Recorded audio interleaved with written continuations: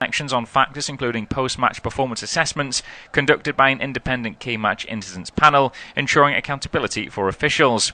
Among the errors, Kavanagh and Greenhalgh missed a clear offside against Tammy Abraham for Villa's opening goal, a potential red card for Lucas Digne for a challenge on Jacob Murphy, and also a penalty when Digne handballed it in the box. However, the referee pointed for a free kick outside of it. Tennis now, and British number one Emma Raducanu has suffered a first-round defeat at the Dubai Tennis Championships. She recovered from a set and a breakdown against Antonia Ruzic to force a decider, but the Croatian prevailed, winning 6-1, 5-7, 6-2. Ruzic, well, she's ranked 67th in the world and was one of 7 lucky losers from qualifying to fill the main draw after several players pulled out through injury, illness or a schedule change. And finally, finishing in Winter Olympics, and Great Britain's men's curling medal hopes have been cast into doubt. That's after a shock 8-6 defeat by Norway has left them scrambling to make the semi-finals in Cortina. Bruce Moat's world champions had lost 2 of their opening 6 matches, but they were expected to beat the Norwegians for their 5th victory of the competition. Leading 4-2 after 6 ends, it appeared they were in good shape. However, a few untimely errors, combined with a discipline display by their unheralded opponents, left them 6-4 down with 2 ends left. Moat's attempted triple takeout in the penultimate end was a fraction out, but still yielded 2 to level the scores going into the last. However, Norway held their nerve with the hammer to close out an unexpected victory. The British rink, well, they will need to beat both Canada on Tuesday and the US the following day to ensure they qualify for the next round. And speaking on this, Hammy McMillan said, "We need to win our next 2 to make sure we're definitely in the semis. We're doing a lot of the things right. We just need to find that extra inch." That's all for now. We'll have more later. Here are your latest sporting headlines. I'm James Mason. We'll begin in cricket, and Australia's hopes of reaching the Super 8 stage of the T20 World Cup are hanging by a thread after their 8-wicket defeat to Sri Lanka. Australia managed to make 181 all out from their 20 overs. They did look on course for a huge score as they made a fast start, their first wicket falling when they were 104. That was after just 8.3 overs. Travis Head and Mitch Marsh making a 56 and a 54 respectively. However, Sri Lanka battled back well with the ball, limiting the Aussies to 181. And Sri Lanka in reply, well, they were brilliant, and it was their opener, Pathum Nissanka, who made an unbeaten century from 52 balls, who led his side to victory. He was ably supported by Kusal Mendes, who made a 51 from 38. It means that Sri Lanka have confirmed their place in the Super 8 stage of the tournament, and Australia, well, they will suffer an early exit if Zimbabwe beat Ireland on Tuesday. Staying at the World Cup, and England remain just as confident that they can win the tournament despite their unconvincing group stage performances. That's according to batter Will Jacks. Harry Brooks' side qualified for the Super 8 stage by beating Italy, but they were again pushed by a lower-ranked team. They began their tournament edging past Nepal in a final ball finish and then lost to West Indies before coming through a nervy encounter with Scotland.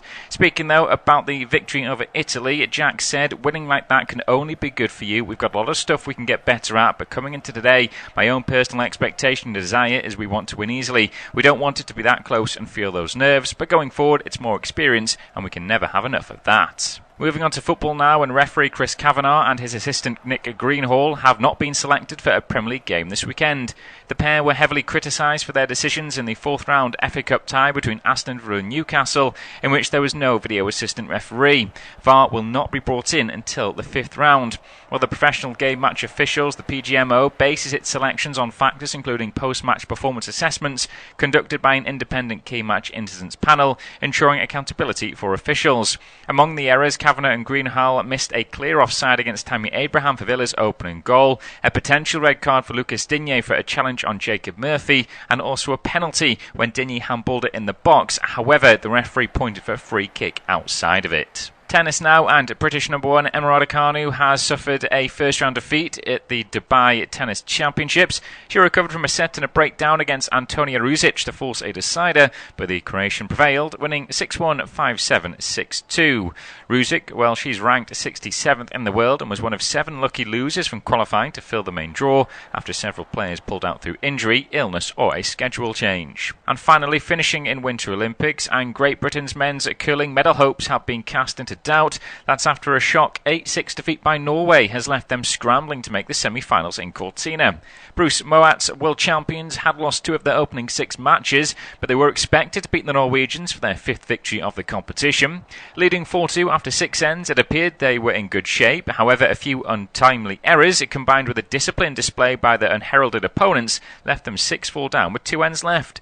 Moat's attempted triple takeout in the penultimate end was a fraction out, but still yielded 2 to level the scores going into the last. However, Norway held their nerve with the hammer to close out an unexpected victory. The British rink, they will need to beat both Canada on Tuesday and the US the following day to ensure they qualify for the next round. And speaking on this, Hammy McMillan said, "We need to win our next 2 to make sure we're definitely in the semis. We're doing a lot of the things right. We just need to find that extra inch." That's all for now. We'll have more later. Here are your latest sporting headlines. I'm James Mason. We'll begin in cricket, and Australia's hopes of reaching the Super 8 stage of the T20 World Cup are hanging by a thread after their 8-wicket defeat to Sri Lanka. Australia managed to make 181 all out from their 20 overs.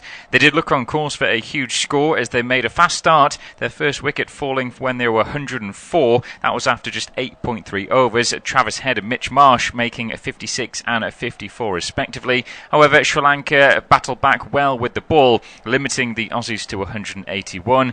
And Sri Lanka in reply, they were brilliant, and it was their opener, Pathum Nissanka, who made an unbeaten century from 52 balls, who led his side to victory. He was ably supported by Kusal Mendes, who made a 51 from 38. It means that Sri Lanka have confirmed their place in the Super 8 stage of the tournament, and Australia, they will suffer an early exit if Zimbabwe beat Ireland on Tuesday. Staying at the World Cup, and England remain just as confident that they can win the tournament despite their unconvincing group stage performances. That's according to batter Will Jacks. Harry Brook's side qualified for the Super 8 stage by beating Italy, but they were again pushed by a lower-ranked team. They began their tournament edging past Nepal in a final ball finish and then lost to West Indies before coming through a nervy encounter with Scotland. Speaking, though, about the victory over Italy, Jacks said, "Winning like that can only be good for you. We've got a lot of stuff we can get better at, but coming into today, my own personal expectation and desire is we want to win easily. We don't want it to be that close and feel those nerves, but going forward it's more experience and we can never have enough of that." Moving on to football now, and referee Chris Kavanagh and his assistant Nick Greenhall have not been selected for a Premier League game this weekend. The pair were heavily criticised for their decisions in the 4th round FA Cup tie between Aston Villa and Newcastle, in which there was no video assistant referee. VAR will not be brought in until the 5th round. While the professional game match officials, the PGMO, bases its selections on factors including post-match performance assessments conducted by an independent key match incidents panel, ensuring accountability for officials. Among the errors, Kavanagh and Greenhall missed a clear offside against Tammy Abraham for Villa's opening goal, a potential red card for Lucas Digne for a challenge on Jacob Murphy, and also a penalty when Digne handballed it in the box. However, the referee pointed for a free kick outside of it. Tennis now, and British number 1 Emma Raducanu has suffered a first-round defeat at the Dubai Tennis Championships. She recovered from a set and a breakdown against Antonia Ruzic to force a decider, but the Croatian prevailed, winning 6-1, 5-7, 6-2. Ruzic, she's ranked 67th in the world and was one of 7 lucky losers from qualifying to fill the main draw after several players pulled out through injury, illness or a schedule change. And finally, finishing in Winter Olympics, and Great Britain's men's curling medal hopes have been cast into doubt. That's after a shock 8-6 defeat by Norway has left them scrambling to make the semi-finals in Cortina. Bruce Moat's world champions had lost 2 of their opening 6 matches, but they were expected to beat the Norwegians for their 5th victory of the competition. Leading 4-2 after 6 ends, it appeared they were in good shape. However, a few untimely errors, combined with a disciplined display by their unheralded opponents, left them 6-4 down with 2 ends left. Moat's attempted triple takeout in the penultimate end was a fraction out, but still yielded 2 to level the scores going into the last. However, Norway held their nerve with the hammer to close out an unexpected victory. The British rink, they will need to beat both Canada on Tuesday and the US the following day to ensure they qualify for the next round. And speaking on this, Hammy McMillan said, "We need to win our next 2 to make sure we're definitely in the semis. We're doing a lot of the things right. We just need to find that extra inch." That's all for now. We'll have more later. Here are your latest sporting headlines. I'm James Mason. We'll begin in cricket, and Australia's hopes of reaching the Super 8 stage of the T20 World Cup are hanging by a thread after their 8-wicket defeat to Sri Lanka. Australia managed to make 181 all out from their 20 overs. They did look on course for a huge score as they made a fast start, their first wicket falling when they were 104. That was after just 8.3 overs. Travis Head and Mitch Marsh making a 56 and a 54 respectively. However, Sri Lanka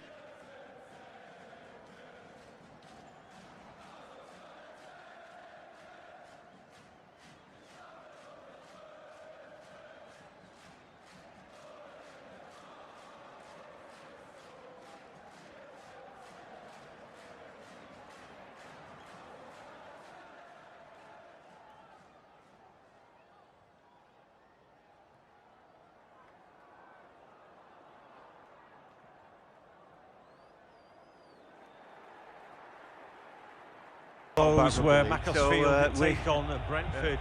We're ready to start our game now. So our referee Darren England, he gets everybody ready, and at Moss Rose, which is now also known as the Leasing.com Stadium, they're ready to kick off, and it's Brentford with their usual red and white stripes, Macclesfield in their home kit, blue and white, the Silkmen, and they're ready to go. James, it should be a decent game. This maybe playing on the AstroTurf makes it a bit of a leveler. We talked about that. It actually looks a decent pitch, and immediately Brentford lose the ball. Yeah, it's interesting, isn't it, John? You and I said before kick-off it's not the AstroTurf pictures of old. I'm sure the Brentford lads are more than used to playing on it, but you know, just for a brief moment there, we saw the speed at the surface. So I imagine, you know, Brentford are going to see most of the possession, and I imagine they're going to zip it round and hopefully make a good cup tie of it. We shall see. Well, if it's a true surface, then really Brentford should be on top of things. But we talked about, I was talking about, bear with me, you've got to be probably over 40 for this. But there was an Oldham team in the 80s that played on AstroTurf as it was, and the ball bounded on that pitch. So they're players with a good touch, and they were great. I'm already detecting on this pitch, it looks like it bounds on a bit, and it looks like one of those you need a good first touch. The first things first here, it looks like a free kick, so a chance for the Silkmen early doors here if they can deliver a good ball. And well, let's wait and see. James Edmondson then tees it up. The 20-year-old looks a good delivery. It's a free header. Wowee, well that was an opportunity, wasn't it? And in the end, that header has sailed over the top. Trying to see who it was. Maybe Lewis Fenson, was it? Not entirely certain. He got his head on that, but a freebie there, it's gone missing. Yeah, it's a huge opportunity, isn't it? It's Dawson again. He scored, of course, in the last round against Crystal Palace, the first goal that put them in front in that famous afternoon. Well, he'll be kicking himself there, Will Dawson. It was a free header. Just seeing it again on our studio pictures, he looked like there might have been a question of offside. It was a superb ball whipped in by Edmondson, and an early warning for Brentford if they needed one, John. Yeah, well, that's it. I don't think they do. I'm sure that they've gone to Moss Rose with their eyes wide open. You know, they've picked a pretty decent team. More so, I would have said, in defence, where it looks really strong, doesn't it? And you know, and then who knows what Kai Furo has got up top, a young lad on his debut. I think, anyway, according to Wikipedia, he's not played for the Bees before, but who knows? 19 years young, and yeah, he could be anything. Ramel Donovan is only 19. He's chasing after the ball right now. I think that maybe was a mistake by Luis Lacey. He left it there, thought it was rolling out, it didn't. So the ball goes back then to Coyote, who would normally see in the first team, and the skipper Nathan Collins, and you're just trying to get a good feel of the ball now. Coyote back to Pinnock, and then Hickey, so getting a touch. And at the moment, yeah, Macclesfield just drifting back. Now, you know, I'm aware of their work in the third round. You know, they obviously it was fantastic. Trying to work out what they're doing now defensively. They look like they might be 4-1-4-1 today, which is a sort of an interesting formation if that's what they are. It looks like that when we're seeing it now. So in a defensive shape, it actually looks like they are that. Yeah, they look very solid, and you know, I think in that victory over Crystal Palace, I think the possession stats are about 29% in their favour, so I mean it's panning out in similar fashion tonight, isn't it, John? Look, they're not going to see an awful lot of the ball, but as I say, tricky surface, they've got some dangerous players, they are going to have opportunities as they did in that opening minute, they've just got to take them. Yeah, it needs to go in, doesn't it, really? Anyway, Paul Dawson already 3 FA Cup goals on their fantastic run, and I think you said they're in Premier League North, aren't they? Anyway, Brentford have given the ball away, real opportunity. Now Luke Duffy's making some ground at the edge of the area. They're ready for a cutback from Elliot Osborne. That's blocked away. That's going to be another corner kick. That's good enough. In fact, it was Edmondson with a little cutback there. It's blocked away. And again, John Rooney takes a big gulp of his drink there. It's like, well, we've got another set piece, another opportunity. Yeah, just as I mentioned, John, they've got some dangerous players. They've got pace on either flank. Duffy can shift, as can Isaac Ricketts as well. So Buckley Ricketts, I beg your pardon. So as I mentioned, they've got some dangerous players. Damani Mellor up front, he can put it in the back of the net. I reiterate, they're going to get opportunities. They've got another one here from the corner kick. They've just not got to waste them. Right, so Dawson's got his hand in the air, and well, he might. Fensom's in there as well.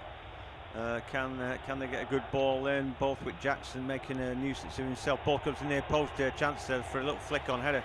Doesn't really break for Damani Mellor, and then the ball is just launched away down the line. For the Bees anywhere will do. Macclesfield beat Crystal Palace then, who had bigger fish to fry at the time and having a difficult time. For Brentford, it's a free hit for them because they're not going to go down. They're a good team, as evidenced by a draw against Arsenal. So there's no reason for them to fear anybody or to play weak inside, really, because I could see Brentford going on and win this tournament. Absolutely, you're right, John. I think over the past 3, 4, 5 years, it's been now that they've been in the Premier League, Brentford, they've proven that they could beat absolutely anyone on the day. You know, the FA Cup's taken a bit of a back burner for them on that front in previous seasons. You're right, they've exceeded all expectations this time round. Few people tipped them to get relegated, considering they lost the manager, they lost the captain, they lost a couple of star players as well. So they've got themselves in a position in the league now where you say they can give the FA Cup a real go, John, and they should do it because they've got the players clearly to do so. So Macclesfield 0, Brentford 0. John Rooney, penny for his thoughts. He'd be nervous, obviously. I don't know if his brother's there, but he was there to help him celebrate the victory over Crystal Palace. We're 7 minutes in, and so far so good. They've, you know, they had a free kick that produced a decent header. He might have done better, actually, Paul Dawson, but a good delivery from James Edmondson, who just crept round the back and won his team a corner. But there's Sam Heathcote took a knock. Looks like he's going to be all right and ready to carry on. So yeah, for the home side, been in the doldrums a while, but their new owner Rob Smethurst has lifted them up. They were in all sorts of financial bother, weren't they? But again, you know, somebody stepped in with an interest. And it's funny nowadays. I don't know what it is, but a lot of people now want to be involved in football, don't they? And you know, be a long road to the Premier League kind of thing. But I think it seemed like Brentford shows a blueprint for a relatively small side that can tilt at windmills, you know. And same with Bournemouth. I mean, again, it depends if you've got an owner with a bit of vision. But for Macclesfield, there's a big catchment around where they are, who were probably all drifting off to United and City and all that kind of stuff. Anyway, we'll break off their long ball over the top. In the end, Borthwick Jackson deals with that and puts it, well, I thought he was going to put it out, not quite. Then there's a, well, it looked like a foul on the flank. It's not being given, so was Isaac Buckley running away from it, but then an errant pass from him, and all of a sudden the ball's back. Well, long ball there from Nathan Collins, and he wasn't too far away from his striker. Furo couldn't quite bring it in. I'm in the realms of fantasy there, talking about a big ascent up the table. I suppose Stockport done something similar, haven't they? Well, you've got to remember, John, that, you know, not that long ago, Brentford were in League Two and were Macclesfield. So in terms of stature and size at one stage, these clubs were not a million miles away from each other. And yes, you're right to mention Stockport, you're right to mention the likes of Wrexham as well. You can go on these journeys higher and higher up the football pyramid, and as it stands, they've clearly set themselves up well. gone on a cup run, doing okay in the league as well. They could well be on a nice upwards trajectory. You know, if I got some money, I think I'd take over Featherstone Rovers. That's my ambition. That's how high I go. Anyway, next ball bouncing there, and Kai Ford just puts little. He's got to compete with that, but he's always the wrong side of Borthwick Jackson. So we're about 9 minutes in. It is goalless, and so an interesting start to the game. I thought, Brentford are just going to dominate all stages. It hasn't happened yet. No, it hasn't, and you know, you cover a lot of football, John. I'm sure you've seen Brentford once or twice this season. They can play quite direct, haven't they? You know, they're not to be criticised for that. You know, they've got the long throw option under the likes of Michael Coyote. Very keen on the set piece. I think they got the goal, didn't they, against Arsenal off the back of that kind of delivery. So, you know, they've got that in the locker. So it doesn't necessarily mean that they're going to sit back themselves and dominate possession as I perhaps expected them to. But Macclesfield so far, as you say, 10 minutes or so in, they're making a real fist of this, and Brentford haven't settled. And there might be a chance here, and it's fallen, and it's a strike from Duffy, I beg your pardon. It was given away. It was collected on the edge of the 18-yard box. It fell to Duffy. It sat up for him. It was a careless back pass that he picked up. He thumped the bobbling ball off the hard surface that John and I have discussed already. It sat up perfectly. He had to hit it, and they'll be disappointed he's not hit the target, John. Absolutely, it broke him really kindly, didn't it? If anything, that ball sat up too much, I think. When he's sweeping his foot through that, he's hitting it on the up, and he actually hits it over, doesn't he? But he's not far away. Again, what is it about the pitch? You know, it's replica, grassy, it's thick enough, really. The ball just seems to move differently, doesn't it? On it, it's hard to explain, really. But it is a very different kind of surface. You know, a lot of the new like 5G surfaces are like a hybrid, aren't they? And when you look at them, the only reason you can tell that it is a sort of an AstroTurf is because it looks too good. Yes. You know, it always looks too good. But there's no mistake in this. You'd know right away looking at tonight's official pitch, wouldn't you? Yeah, you would. And you know, I'd be interested if you asked Keith Andrews, we've seen him now on our studio pictures before kick-off, would he prefer to play on this sort of surface or one caked in mud? I assume he would choose this one. You saw the pitch that Wolves played on away at Grimsby on Sunday afternoon. It's a ploughed field, isn't it? That's kind of time honoured, isn't it? I once lost an incredible amount of money because of ploughed field in the FA Cup. Plymouth were playing at Whitby, and I'd heard tell that they were going to fly there because it was just the logistics and all that. So I thought there'd be freshest days. You know, the streets ahead. Then the next, I was listening to the commentary. Oh, the pitch is terrible. I thought, oh no, and of course it was a draw. So I absolutely did me dough on that. And I think the FA Cup's one of those as well. There's so many X factors, so many strings to pull apart. That sometimes it offers a little chink of light for somebody. Certainly not for me. Anyway, 12 minutes gone, and it is Pinnock on the ball now for the Bees into midfield. Your touch has got to be good on this pitch. There's no two ways. That it's not forgiving at all. You know, as soon as the ball bounces, it's gone. If you've not controlled it, then somebody's at you. Anyway, here comes Collins again down the flank, finds Coyote, and he flicks it on. A real opportunity here for Brentford. First time they've got round the back. Little cut inside, a shot comes in. It's blocked away though. I think that might have been Lewis Lacey getting there. Cameron Ling was on Borthwick Jackson, not sure it was him. But again, an attack, a little cut inside by Kai Furrow, and he rolls the ball just to the edge of the area. Yamalyuk picks it up, and then Hickey, and then the ball just rolled from Reece Nelson into midfield. I think you're better off being dynamic here because I think stringing passes together when you touch has got to be so good. It might be a bit of a fool's errand. So dynamism may be where it's at as Coyote's on the ball back to Pinnock at halfway. But first meaningful attack that. I very nearly wrote something down then and decided not to bother. But anyway, Reece Nelson controls it. But only puts it on a plate for Fensom. And so Lewis Fensom down the line. Early long ball, nowhere near Damani Mella, just didn't give him a chance. And that allows Brentford to get the ball back and just start all over again. they're not expending stupid energy here at Macclesfield, and I guess if it turned into the battle of who's got the marathon runners, it wouldn't be them. So I think they're doing the right thing, very conservative like that. As the ball's with Donovan down the flank, and he's gone into contact there, a little tussle, Rommel Donovan, but in the end his little Cruyff turn wasn't quite good enough. Really good defending that by Lewis Lacey.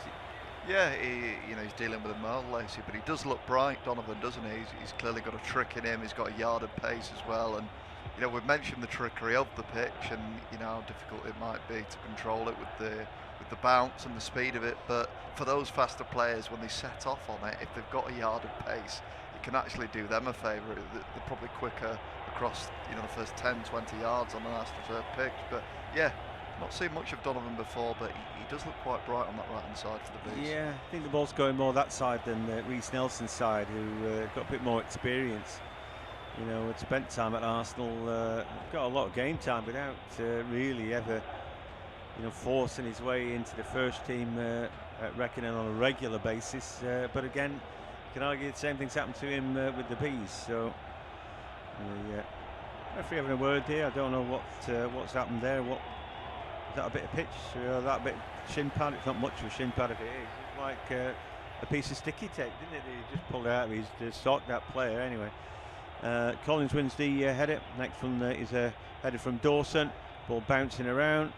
And Damani Mella gets a foot in, he can't do anything with it, then there's a foul, and clearly Dawson going to the back of his man there, and he feigns surprise at the free kick, but he's not fooling anybody. No, he certainly wasn't. There's no danger of him winning the ball, wasn't he? It was good shielding from Brentford in terms of the way they protected it, and he slid in behind, and it might warrant a yellow card. It wasn't a pretty tackle, John. No, it wasn't. I think it's what you used to call a reducer. Anyway, Yamalyuk was too good for him, and he out through the back of him, didn't he? Which, if we're in 1976, would be fine. But we're not. So, so it's not. He got lucky. I didn't think he got carded, did he? No, it didn't look like it. As I say, there's absolutely no danger of him winning the ball there. It was well shielded by Yamalek with his back to him, and just waiting for confirmation of that. It might have been a little bit of leniency there from the official. I'm not sure that Brentford have got their tactics right. They seem to want to roll it and play it out from the back. It seems to be very difficult to do that on this pitch. Like I said, I don't think popping the ball around in midfield is getting him anywhere, because it's too easy to get that wrong on this surface. Anyway, they attack with Hickey down the left. He's forced to cut back on his inside. Finds a decent ball in. Nelson had come a little bit deeper. The ball goes backwards. And now the ball with the captain again.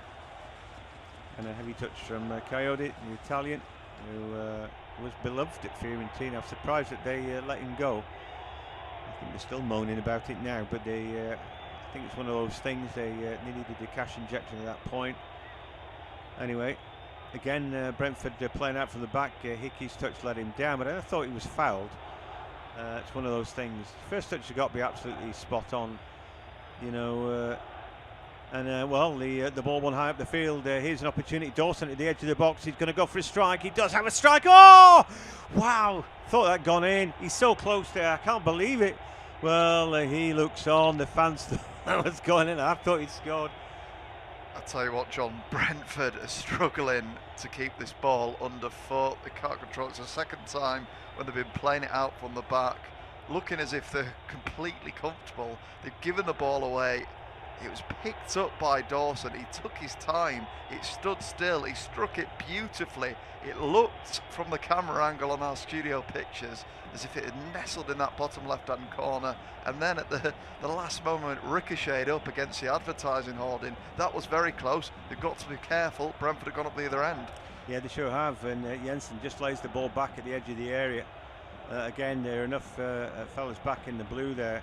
Another foul, this time by Edmondson in the middle of the par. Referee lets that one go because Brentford still got the ball popping it about. Donovan had come off his wing there. But Yeah, maybe one too many youngsters up top with the ball not sticking. Maybe not quite making the runs that they need to, but this time there's an obvious yellow card.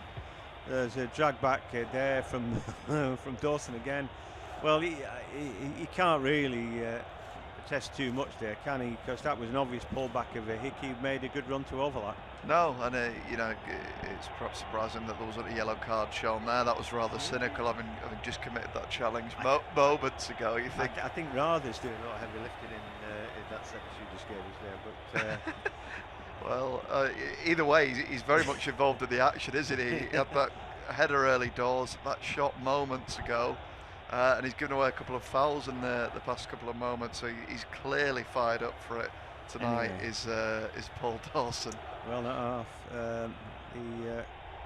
The captain, and now he's got some defending to do with the rest of his teammates. Borthwick Jackson just jockeying there.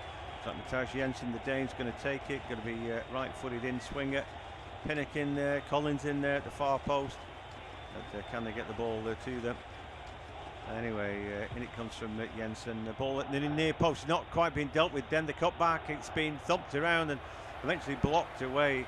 Keeper never had to make a save in that. Max Sternley, we don't mention him, but I suppose even though they're scrambling, it was quite good defending in the end. Yeah, it was. They were regrouped really well, did the Silkmen. There are about 6 or 7 men stood in the 6-yard box, getting themselves in the way, protecting the keeper. As you mentioned, Turnley, he hasn't actually had a save to make yet, has he? And full credit to his defence for that. They are sat very deep, Macclesfield, as you'd expect.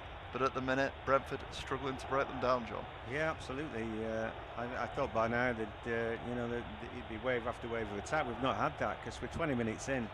Here, Donovan looking to beat his man, but well. Buckley stood his ground. Great ball to the far post, though. They were all loaded up there, but that's a good little touch in midfield by Dawson. And again, the Silkmen are on their bike. If they can play it this time, it's a poor ball.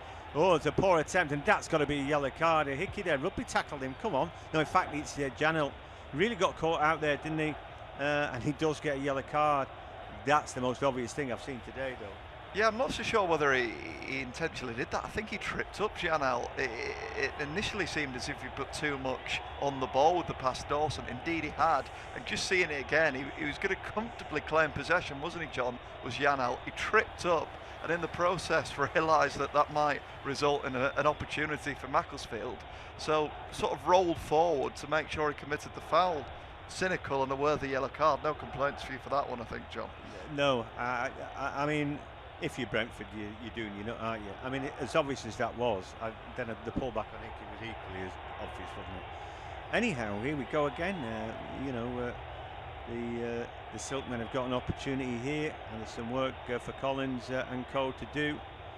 Would you believe Paul Dawson putting himself about? So I'm enjoying the skipper. Yeah, I understand why he's the captain. You can see he's at it all the time. I love it. Anyway, Luke Duffy is on this.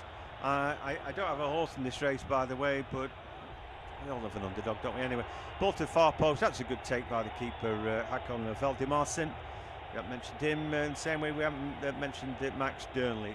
But it is, the home side who've created the better opportunities. We just look at that last free kick from Jensen. There's a really good defensive header in there by Lewis Fensham, who was on point there as the ball booted back to keeper and just span off the turf there.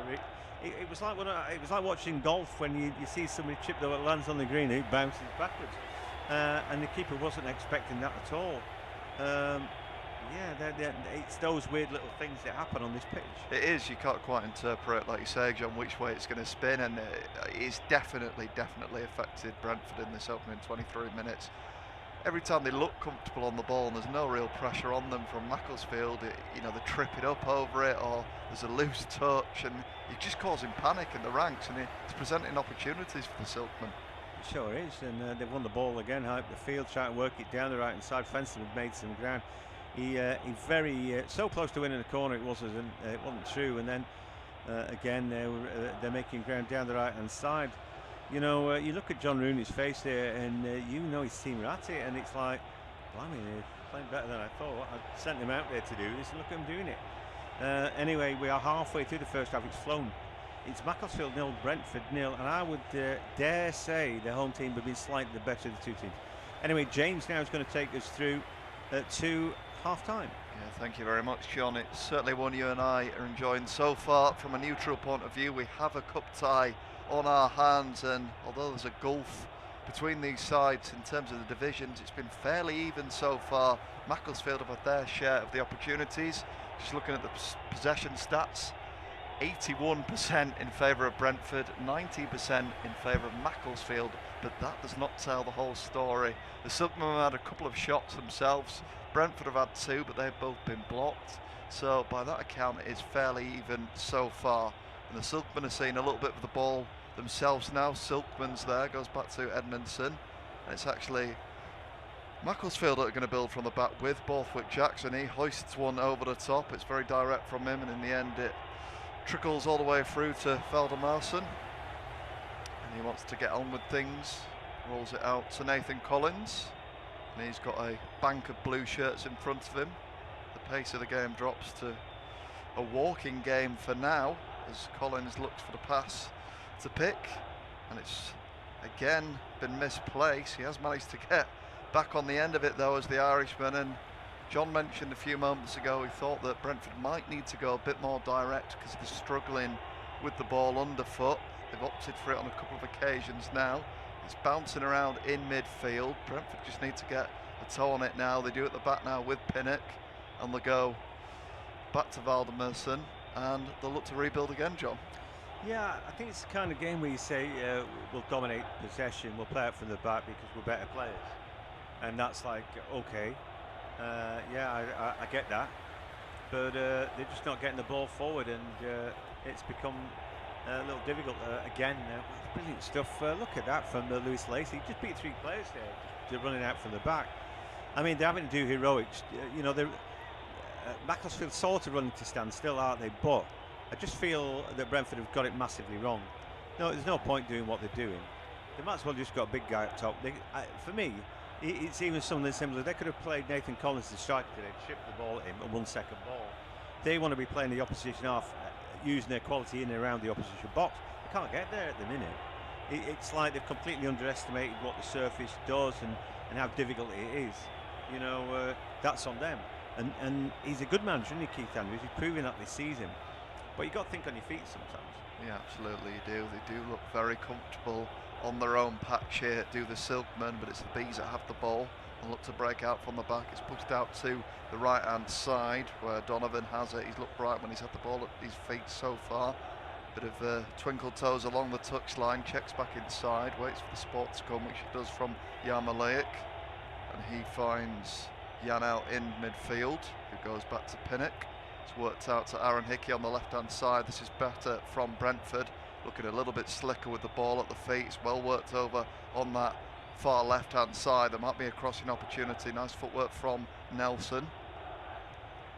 And now it's with Matthias Jensen. He's looking for an option on the left-hand side. He finds Hickey again, and just as if they were moving upfield there, Brentford, they've gone all the way back to their defensive half partnership with Ethan Pinnock.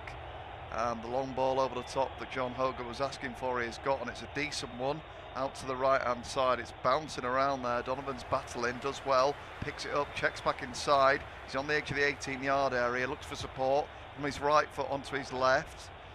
Might be another opportunity now. It's out with Hickey on the left-hand side. Can they put a cross into the box, Brentford? They've been smothered by Macclesfield. Again, they've gone from front to back quite quickly as they struggle to break the Silkmen down. Everyone is back in the Macclesfield half for them. Donovan is there, and Mellor is there as well, pressing. It's worked out to the left-hand side again, Brentford, and again they just cannot break down those banks of 4 for Macclesfield, John. No, they can't. You know, most of the time Edmondson is playing in between the line, between that midfield 4 and the back 4. Doesn't allow many player throughs. Well, we see a ball in, and the header from Furrow goes over the top. I guess that's as good as it's got. I mean, it's a free header. He's trying to snap that head and sort of spin it round, and it comes off his head like a 50-pence piece. But that's probably the best chance that they've had.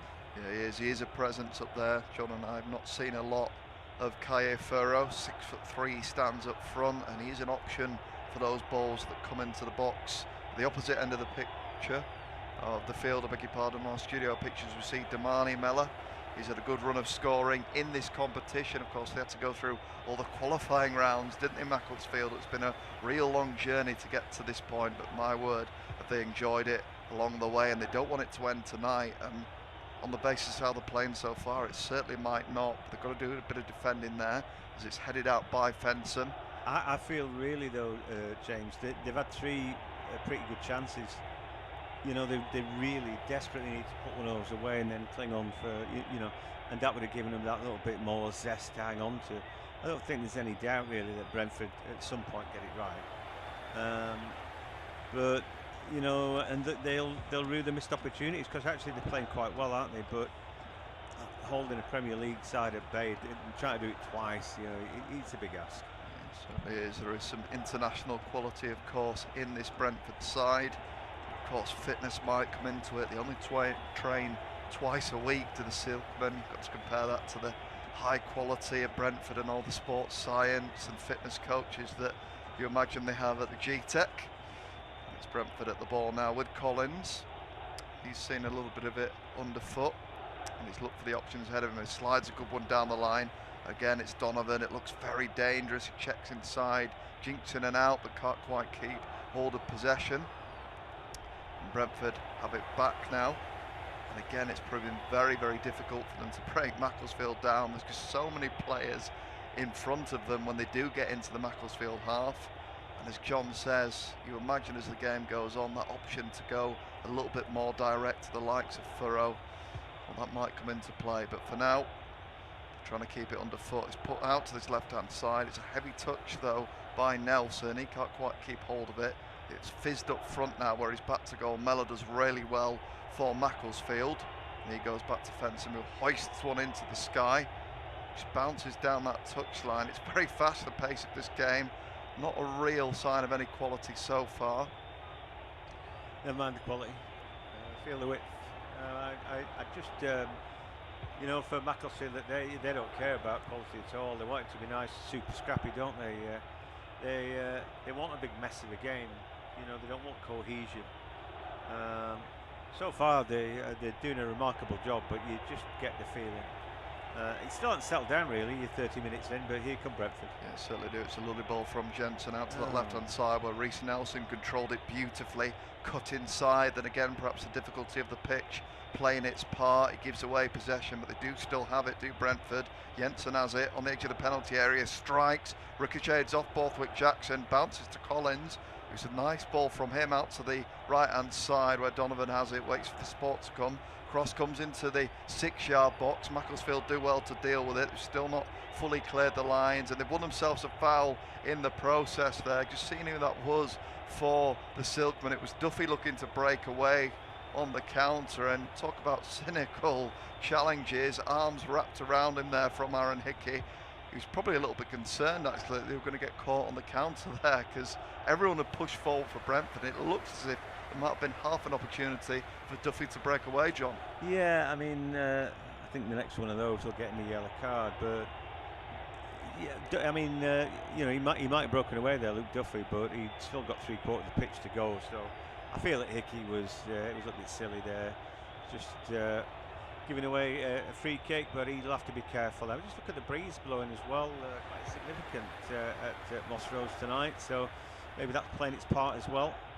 It certainly is. 32.5 minutes gone. This is independent off-tube studio commentary of the FA Cup 4th round tie between Macclesfield and Brentford. And it's been a decent old game so far. Scores still 0-0. And Brentford are starting to see more and more of the ball inside the Macclesfield territory as Coyote bombs forward. We've not seen much of him pushing up the pitch so far in this game, but he's won a corner kick in the process, linking up nicely. He probably does need a little bit of support, does Ramel Donovan. He's seen a lot of the ball on that right-hand side, and he's looked dangerous, John, hasn't he? Jinking in and out, but he's just lacked any real end product so far.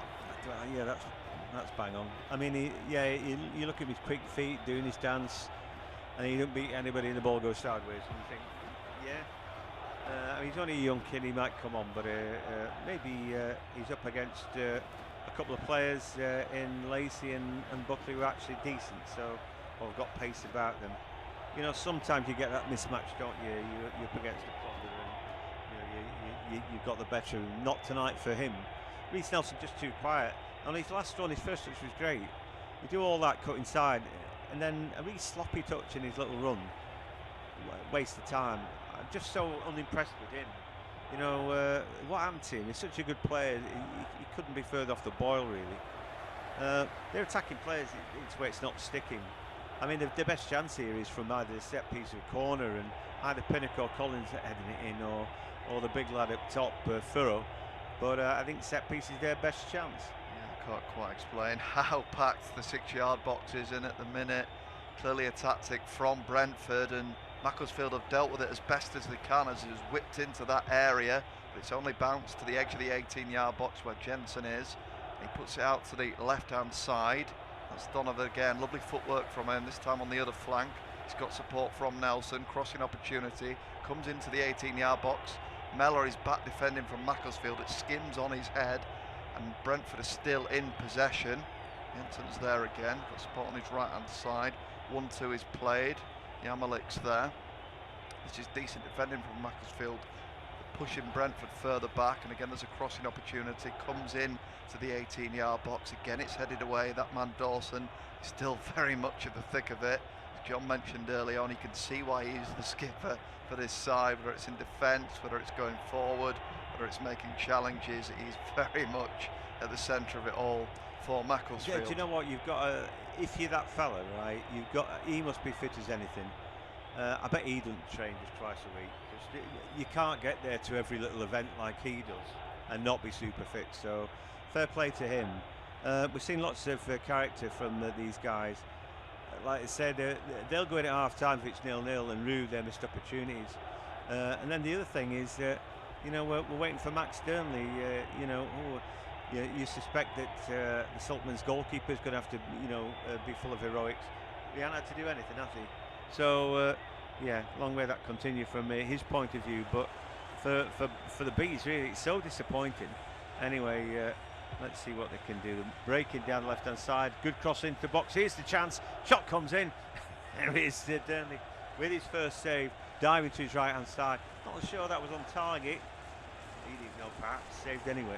No, it was a good effort. He had to get down to that right-hand post, didn't he? Pushed it wide. It was a quick snapshot that came at him, and yes, as we've already mentioned, John, he's not really had much work to do so far in this game. He had to be ready. You imagine if they are going to produce something special tonight, Macclesfield, there'll have to be some big saves from him. And there's one there, it's a decent one. You've seen who it was for Brentford, it got that strike away. It was Reece Nelson, it was there. Good control from him initially in the 18-yard box, took his time, struck it towards that left-hand corner of the goal. Well dealt with by Max Durnley. It was going in, wasn't it? So might have done him a disservice, Reece Nelson there. Definitely shot on target. I thought he got enough snap on it as well. I thought he hit it hard enough. Keeper's in a good position, made a good save. So that's their you know, best bit of action so far, and taking 36 minutes to get a shot on target. Yeah, and that was suiting Macclesfield very much, and this will suit them actually. There's a chance. There's a free kick given over on that far touchline, deep inside the Macclesfield half, and it gives the opportunity for Durnley to take, which he does. He hoists it upfield. It's headed out of play though by Ethan Pinnock, the Jamaican international. The studio pictures panning to John Rooney, and as John and I mentioned already, you imagine to be quite satisfied with how this first 37 minutes or so have gone. Maybe a little bit disappointed that his side haven't managed to get themselves a goal. They might be able to do so here as they work it up the touchline, and there's a bit of pressure from Buckley Ricketts. Couldn't quite keep hold of the ball, and it ends up back with Michael Coyote. He'll carry it over the halfway line into the centre circle, looking for support. In the end, goes back to Yamalek under pressure. Good work on the press from Mellor, and then by Dawson. This is really good harassment here from Macclesfield. They've won the ball back, and they've won themselves a foul in the process. There was 3 men circling there. Great tenacity, John. They were so determined to get the ball back off what I think was actually Vitaly Janelt. Indeed it was. Coyote thought, I better help my teammate out there because he's getting isolated, and they're just making life very uncomfortable for Brentford, John. Dawson put 3 tackles in there. It's just stunning. You know, the legs all over, legs and arm. He was tackling his own man at one point. That's how keen he was. But yeah, brilliant from him. Yeah, it is, and there is an option now with a direct ball into the Brentford 18-yard box. They do clear the lines, do the Bs, but it lands out with Lewis Fenton, who I thought was going to pick the ball up. Instead, he allows it to roll out of play, and it will let Macclesfield reset inside the Brentford half. It will be Fenton who will take the throw. And he's just looking for an option in front of him. Edmondson is showing for the ball, but I think he's going to go a little bit further down the line, looking for the centre forward Mellor. But it's a poor throw, and it's surrendered possession back to Brentford, and they might be able to break in the process. They go direct over the top. It's under pressure from Donovan. He's working Lacey hard, pushing him further and further back. Well, And he's pushed him too hard. He's pushed him in the back, John. No, obvious push there, really.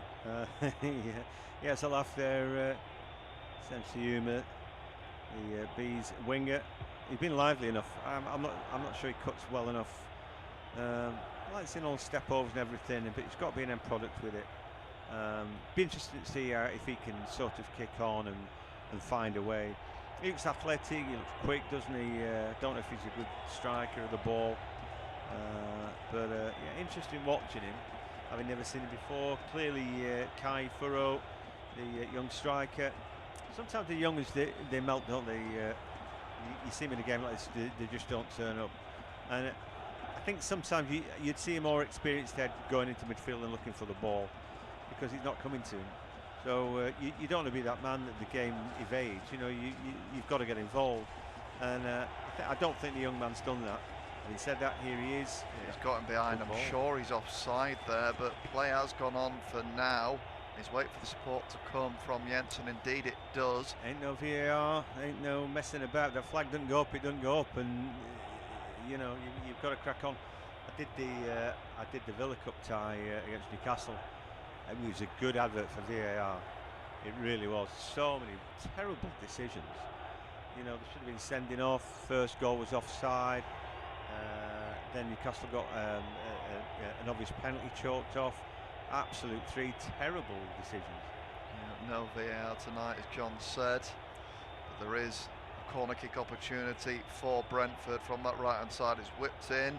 Durnley fumbles it the first time, collects it the second time. Wonderful work from the keeper. It's so difficult when he's inside that 6-yard box because there's so many people, both blue shirts and red and white ones. It can't be difficult for him to pick the ball. But huge relief for those Macclesfield defenders, John, when your keeper comes out and does it, even if he juggles with it initially. Yeah, he nearly pinged off his chest. He's a big lad, isn't he? But yeah, he got his second attempt, and that's it. You know, if you come out where all the muck and bullets are, then you've got to come back with the ball, don't you? And he did just that. So fair enough. Look at Keith Andrews' face. He looked frustrated, didn't he? And a little bit miffed as we saw him there. Yeah, just looking at the options that they do have on the bench. No Igor Thiago or Jordan Henderson for them tonight. That'll be that little bit of quality that they might need. Henderson to pick that killer ball, or just for Thiago to get on the end of one with his quality and finishing that we've seen in the Premier League this season. But for now, it's Macclesfield Town we need to talk about because they push further up the pitch and they'll have a throw in a decent area which Lewis Fenton, the right back, will take. Goes short though. Plays a 1-2, controls it on his chest. Might be a chance for Edmondson to put it in. He knocks it over the top. It's bouncing around just on the edge of the area. Brentford clear the lines, and again it's another throw in a decent position which Fenton will take. He went short there. You would suspect that the better option would be to just get it into that 18-yard box and put more pressure on those Brentford defenders. I'm not sure whether he's going to do that. As John mentioned, it looks a very windy night at the ground this evening, and I mentioned that I thought they should go long. They went short. They've won themselves a foul in a decent area. They've got to get across into the box now for a resulting free kick. James Edmondson there. Clearly he was caught by Reece Nelson, and it's an obvious opportunity. It's a stupid foul there, isn't it? Just to let them swing a ball in. Can they get it right? Thinking about taking it short, but in the end I think they'll leave it for Luke Duffy to put a decent ball in if he can. Edmondson's the other option. It looks like maybe he's putting the ball down. But we've already seen Edmondson deliver a good ball onto the head of Dawson. Can he do it again? Yeah, he's right in the thick of it. Is Dawson. Our pictures pan to him in our studio. You suspect he might have been the one who'll be in and amongst it, but it's a poor ball in. It's ricocheted away. Shot came in from Was it Mellor? No, it was Duffy. It was actually in the 18-yard area. John was right. It was Edmondson that took the initial set piece. The second ball was picked up by Duffy, who lashed it goalwards. It was a thunderous strike. Hickey got his leg in the way, and it's going to be a corner kick, which Edmondson will take from that right-hand side. I mentioned the wind a moment ago. You can see the net blowing around inside Edmondson's goal. You can see the corner flag blowing as well. And again, it's a wasteful delivery from Macclesfield, and they've got to be careful here as they are under pressure as it's pushed back into their half. Direct ball over the top. Duffy puts one in to the 18-yard box. Mellor's in there, as is Dawson. Still got it here, and it's Dawson again. He checks from his right foot onto his left, look to get the shot away. He gives the ball away. They've got to be careful as there might be a chance here for Brentford to break. It's controlled by Nelson. He waits for the support to come, checks back inside, pushes it out to the right-hand side where Coyote has it. He checks in midfield. He's got Jensen ahead of him. Back to Coyote. Nelson had to be better there. You only get that long, don't you? And now everybody's back. I thought Dawson was going well there until he lost the ball. And then immediately the counter-attack, they're just thinking, oh, we might nick one at the break there. And then before you know it, they're having to defend. Yeah, the cross comes in. Cross-come shot from that left-hand side. It was Donovan who was moved out to the left on that occasion. He lashed at it. Not so sure whether he was trying to go for goal there or whether it was a cross. Well, if it was a cross, it was like a collar off cross. That ball still screaming, having been hit. He hit it too hard, didn't he? It's a shot, so not a good one necessarily, was it? But do you know what? They're short of working the goalkeeper. I'm sure Keith Andrews didn't say, well, we don't have any shots, lads. So whether it was a good one or not, he'll sort of say, okay, well, fine, you've got to try and take a chance. Goal kick for Macclesfield, which Dearnley will take. A minute has been added on in this first half.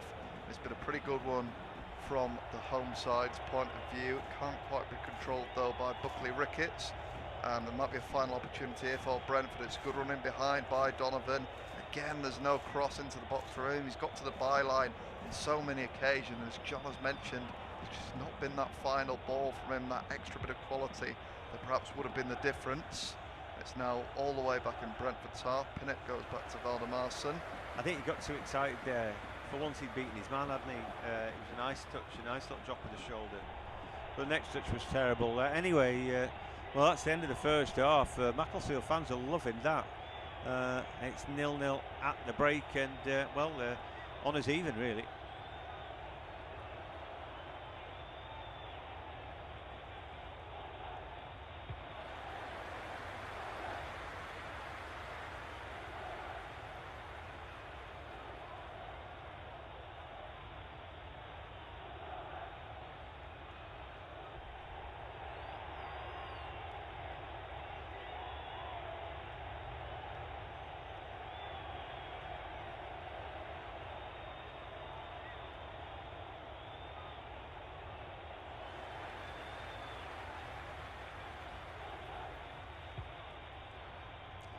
It's half-time at Moss Rose. It's Macclesfield Town at 0, Brentford at 0. Well, it's even Stevens, really. Macclesfield has given as good as they've got, actually. Paul Dawson, their skipper, has been fantastic. Should have done better with his header. First chance off an Edmondson cross from a free kick, then Luke Duffy shot over. And then we saw Dawson in midfield with a strike that went wide. We saw Kai Furrow on debut, headed wide for Brentford. Their best effort was Reece Nelson, shot saved by Max Dearnley. It's half-time at Moss Rose. It's Macclesfield Town at 0, Brentford at 0. Well, it's even Stevens, really. Macclesfield has given as good as they've got, actually. Paul Dawson, their skipper, has been fantastic.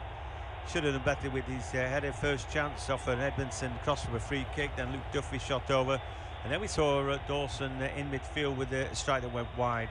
We saw Kai Furrow on debut, headed wide for Brentford. Their best effort was Reece Nelson, shot saved by Max Dearnley.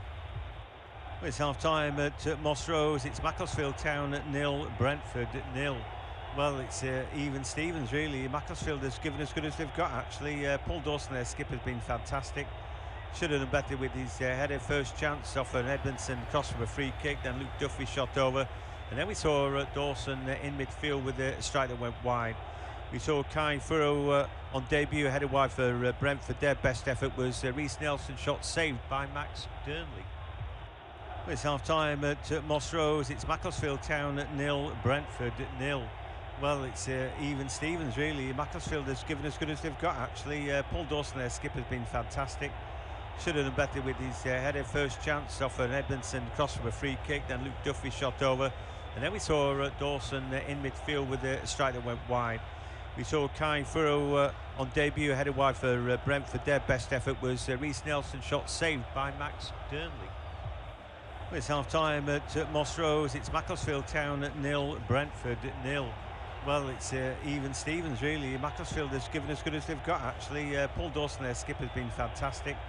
Should have done better with his header. First chance off an Edmondson cross from a free kick. Then Luke Duffy shot over. And then we saw Dawson in midfield with a strike that went wide.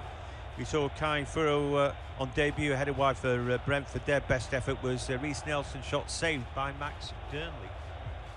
It's half-time at Moss Rose. It's Macclesfield Town at 0, Brentford at 0. Well, it's even Stevens, really. Macclesfield has given as good as they've got, actually. Paul Dawson, their skipper, has been fantastic. Should have done better with his header. First chance off an Edmondson cross from a free kick. Then Luke Duffy shot over. And then we saw Dawson in midfield with a strike that went wide. We saw Kai Furrow on debut, headed wide for Brentford. Their best effort was Reece Nelson, shot saved by Max Dearnley. It's half-time at Moss Rose. It's Macclesfield Town at 0, Brentford at 0. Well, it's even Stevens, really. Macclesfield has given as good as they've got, actually. Paul Dawson, their skipper, has been fantastic. Should have done better with his header. First chance off an Edmondson cross from a free kick. Then Luke Duffy shot over. And then we saw Dawson in midfield with a strike that went wide. We saw Kai Furrow on debut, headed wide for Brentford. Their best effort was Reece Nelson, shot saved by Max Dearnley. It's half-time at Moss Rose. It's Macclesfield Town at 0, Brentford at 0. Well, it's even Stevens, really. Macclesfield has given as good as they've got, actually. Paul Dawson, their skipper, has been fantastic. Should have done better with his header. First chance off an Edmondson cross from a free kick. Then Luke Duffy shot over. And then we saw Dawson in midfield with a strike that went wide. We saw Kai Furrow on debut, headed wide for Brentford. Their best effort was Reece Nelson, shot saved by Max Dearnley. It's half-time at Moss Rose. It's Macclesfield Town at 0, Brentford at 0. Well, it's even Stevens, really. Macclesfield has given as good as they've got, actually. Paul Dawson, their skipper, has been fantastic. Should have done better with his header. First chance off an Edmondson cross from a free kick. Then Luke Duffy shot over. And then we saw Dawson in midfield with a strike that went wide. We saw Kai Furrow on debut, headed wide for Brentford. Their best effort was Reece Nelson, shot saved by Max Dearnley. It's half-time at Moss Rose. It's Macclesfield Town at 0, Brentford at 0. Well, it's even Stevens, really. Macclesfield has given as good as they've got, actually. Paul Dawson, their skipper, has been fantastic. Should have done better with his header. First chance off an Edmondson cross from a free kick. Then Luke Duffy shot over. And then we saw Dawson in midfield with a strike that went wide. We saw Kai Furrow on debut, headed wide for Brentford. Their best effort was Reece Nelson, shot saved by Max Dearnley. It's half-time at Moss Rose. It's Macclesfield Town at 0, Brentford at 0. Well, it's even Stevens, really. Macclesfield has given as good as they've got, actually. Paul Dawson, their skipper, has been fantastic. Should have done better with his header. First chance off an Edmondson cross from a free kick. Then Luke Duffy shot over. And then we saw Dawson in midfield with a strike that went wide. We saw Kai Furrow on debut, headed wide for Brentford. Their best effort was Reece Nelson, shot saved by Max Dearnley. It's half-time at Moss Rose. It's Macclesfield Town at 0, Brentford at 0. Well, it's even Stevens, really. Macclesfield has given as good as they've got, actually. Paul Dawson, their skipper, has been fantastic. Should have done better with his header. First chance off an Edmondson cross from a free kick. Then Luke Duffy shot over. And then we saw Dawson in midfield with a strike that went wide. We saw Kai Furrow on debut, headed wide for Brentford. Their best effort was Reece Nelson, shot saved by Max Dearnley. It's half-time at Moss Rose. It's Macclesfield Town at 0, Brentford at 0. Well, it's even Stevens, really. Macclesfield has given as good as they've got, actually. Paul Dawson, their skipper, has been fantastic. Should have done better with his header. First chance off an Edmondson cross from a free kick. Then Luke Duffy shot over. And then we saw Dawson in midfield with a strike that went wide. We saw Kai Furrow on debut headed wide for Brentford. Their best effort was Reece Nelson, shot saved by Max Durnley. It's half-time at Moss Rose. It's Macclesfield Town at 0, Brentford at 0. Well, it's even Stevens really. Macclesfield has given as good as they've got actually. Paul Dawson, their skipper, has been fantastic. Should have done better with his header. First chance off an Edmondson cross from a free kick, then Luke Duffy shot over. And then we saw Dawson in midfield with a strike that went wide. We saw Kai Furrow on debut headed wide for Brentford. Their best effort was Reece Nelson, shot saved by Max Durnley. It's half-time at Moss Rose. It's Macclesfield Town at 0, Brentford at 0. Well, it's even Stevens really. Macclesfield has given as good as they've got actually. Paul Dawson, their skipper, has been fantastic. Should have done better with his header. First chance off an Edmondson cross from a free kick, then Luke Duffy shot over. And then we saw Dawson in midfield with a strike that went wide. We saw Kai Furrow on debut headed wide for Brentford. Their best effort was Reece Nelson, shot saved by Max Durnley. It's half-time at Moss Rose. It's Macclesfield Town at 0, Brentford at 0. Well, it's even Stevens really. Macclesfield has given as good as they've got actually. Paul Dawson, their skipper, has been fantastic.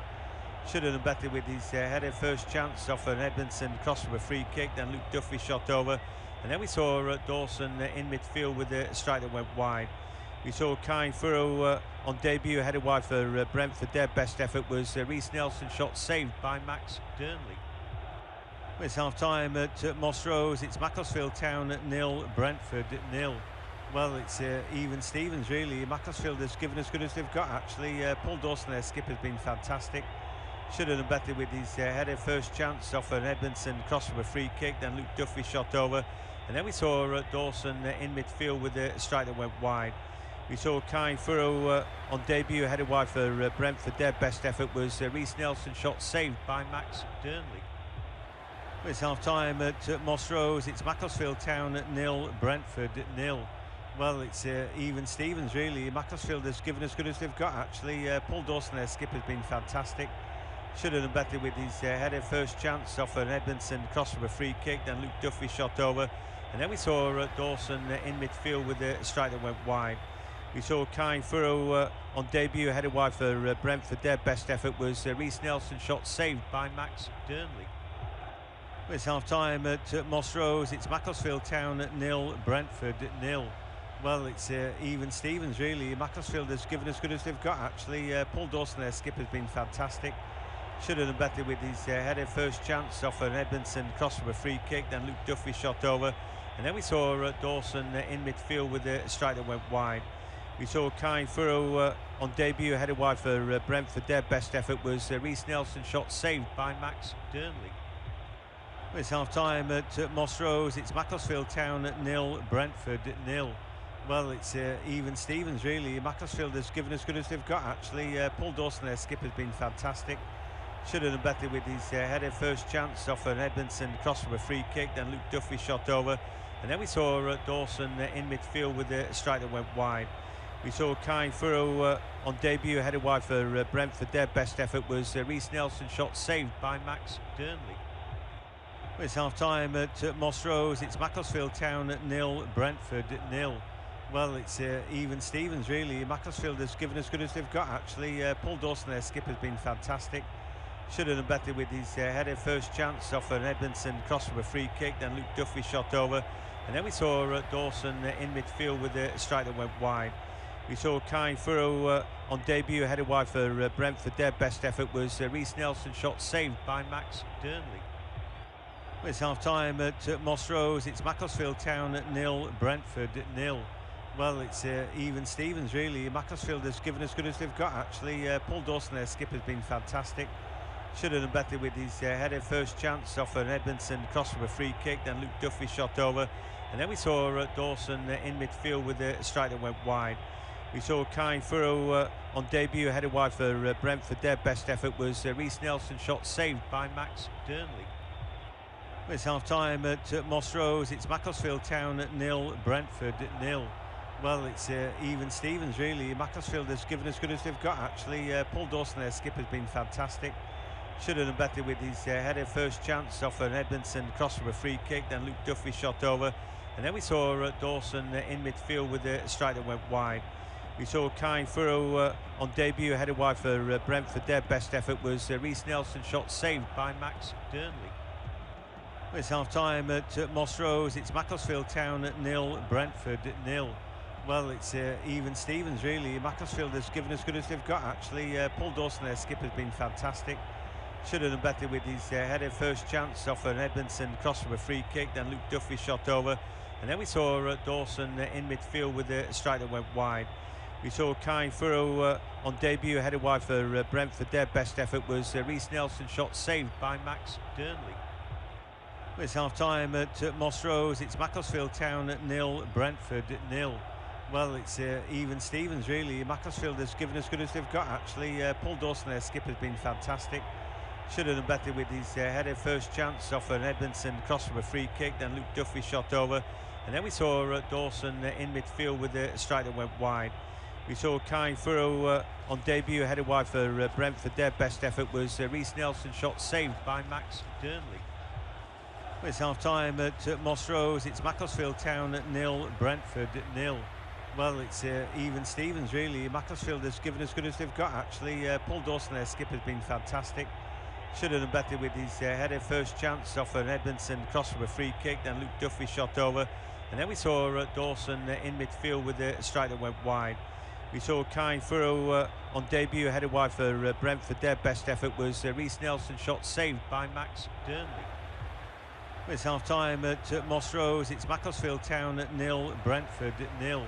Well, it's even Stevens really. Macclesfield has given as good as they've got actually. Paul Dawson, their skipper, has been fantastic.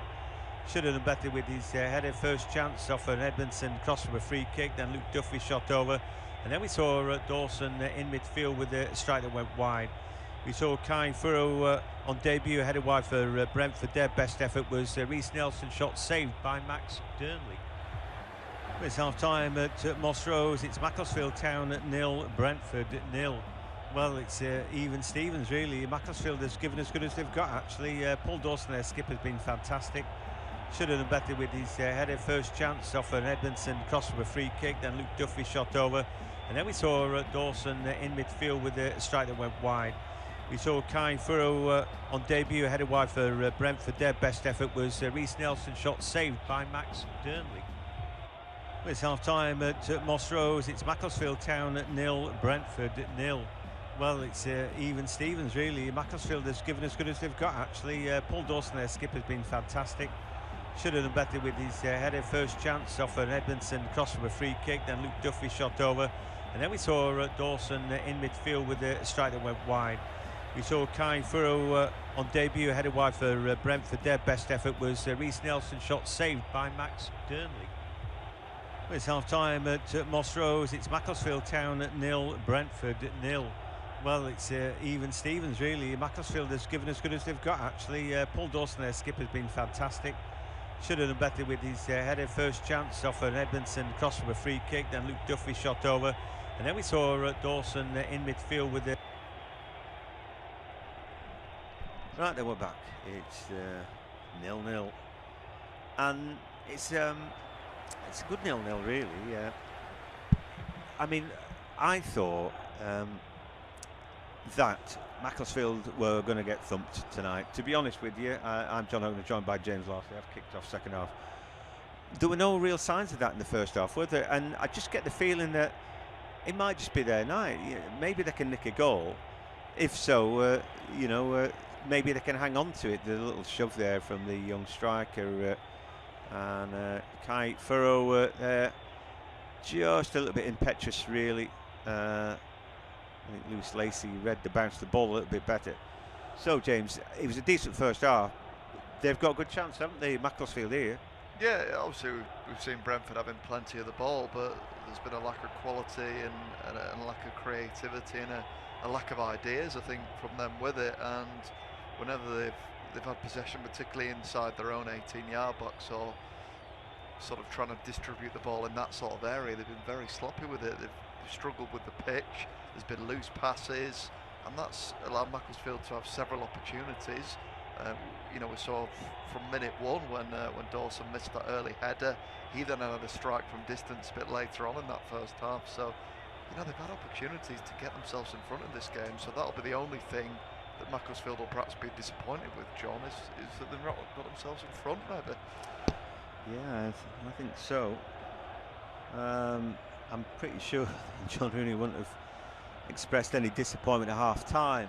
I think it's very difficult though when you've actually had a decent first half. The last thing you want to be saying is well done everybody.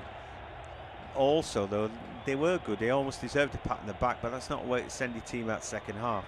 So maybe it was working on what they could do better. I think that was the way forward. But anyway, there's a little foul there. Borthwick Jackson just shoved to the ground. I think it's pretty obvious that if you're Brentford, you're saying, well, get stuck into them. They were winning their fair share 50-50s, weren't they? But it's Brentford, the Premier League side. They've got to do the hard yards as well as doing all the nice passing, don't they? Yeah, they do. And that's one thing they have been good for, Brentford, in the league this season, is the physicality we saw whenever they've had a corner or a set piece, that they've been bombarding Max Dearnley in the Macclesfield goal in and around that 6-yard area, haven't they? They've been putting bodies forward. So it's quite ironic, really, isn't it, that you'd expect that style of play to be perhaps from the side in the lower leagues where you're more direct, long throws, balls into the box, corners, but Brentford can play that game as well, and I think they've perhaps been guilty a little bit of overplaying and maybe sort of just need to return to what they know, because they do it so well in the Premier League, John. Pinnock there just having to put the ball back, and I think it's a perfect pitch for counter-attacking, really. Anyway, here they go. Can they get a cross in from the fence and puts the ball in, and the header sails over the top from Duffy. It was like an eighth of a chance almost, wasn't it? That wasn't quite a full chance, I don't think. Ball comes in, and from where he is, it'd be a miracle to hit the back of the net. But it's another opportunity. Yeah, it is, and that's why they've looked dangerous, isn't it? Balls into the box, Macclesfield. Probably the wrong man in that sort of area. It's Duffy, the man you'd want delivering it into the area. Perhaps the likes of Mellor or Dawson attacking it. But yeah, he did his best as he could in the circumstances. Flicked it goalwards, and again, just another timely reminder to Brentford that Macclesfield are in this cup tie. Yeah, sure are. We've only seen one effort on target. That was Reece Nelson in the first half. Brought a good save. Just as I'd mentioned, Max Dearnley had nothing to do. About a minute later, then he produced a good save. But that's it. So a game of a few chances. And for Macclesfield, they've had 4 attempts.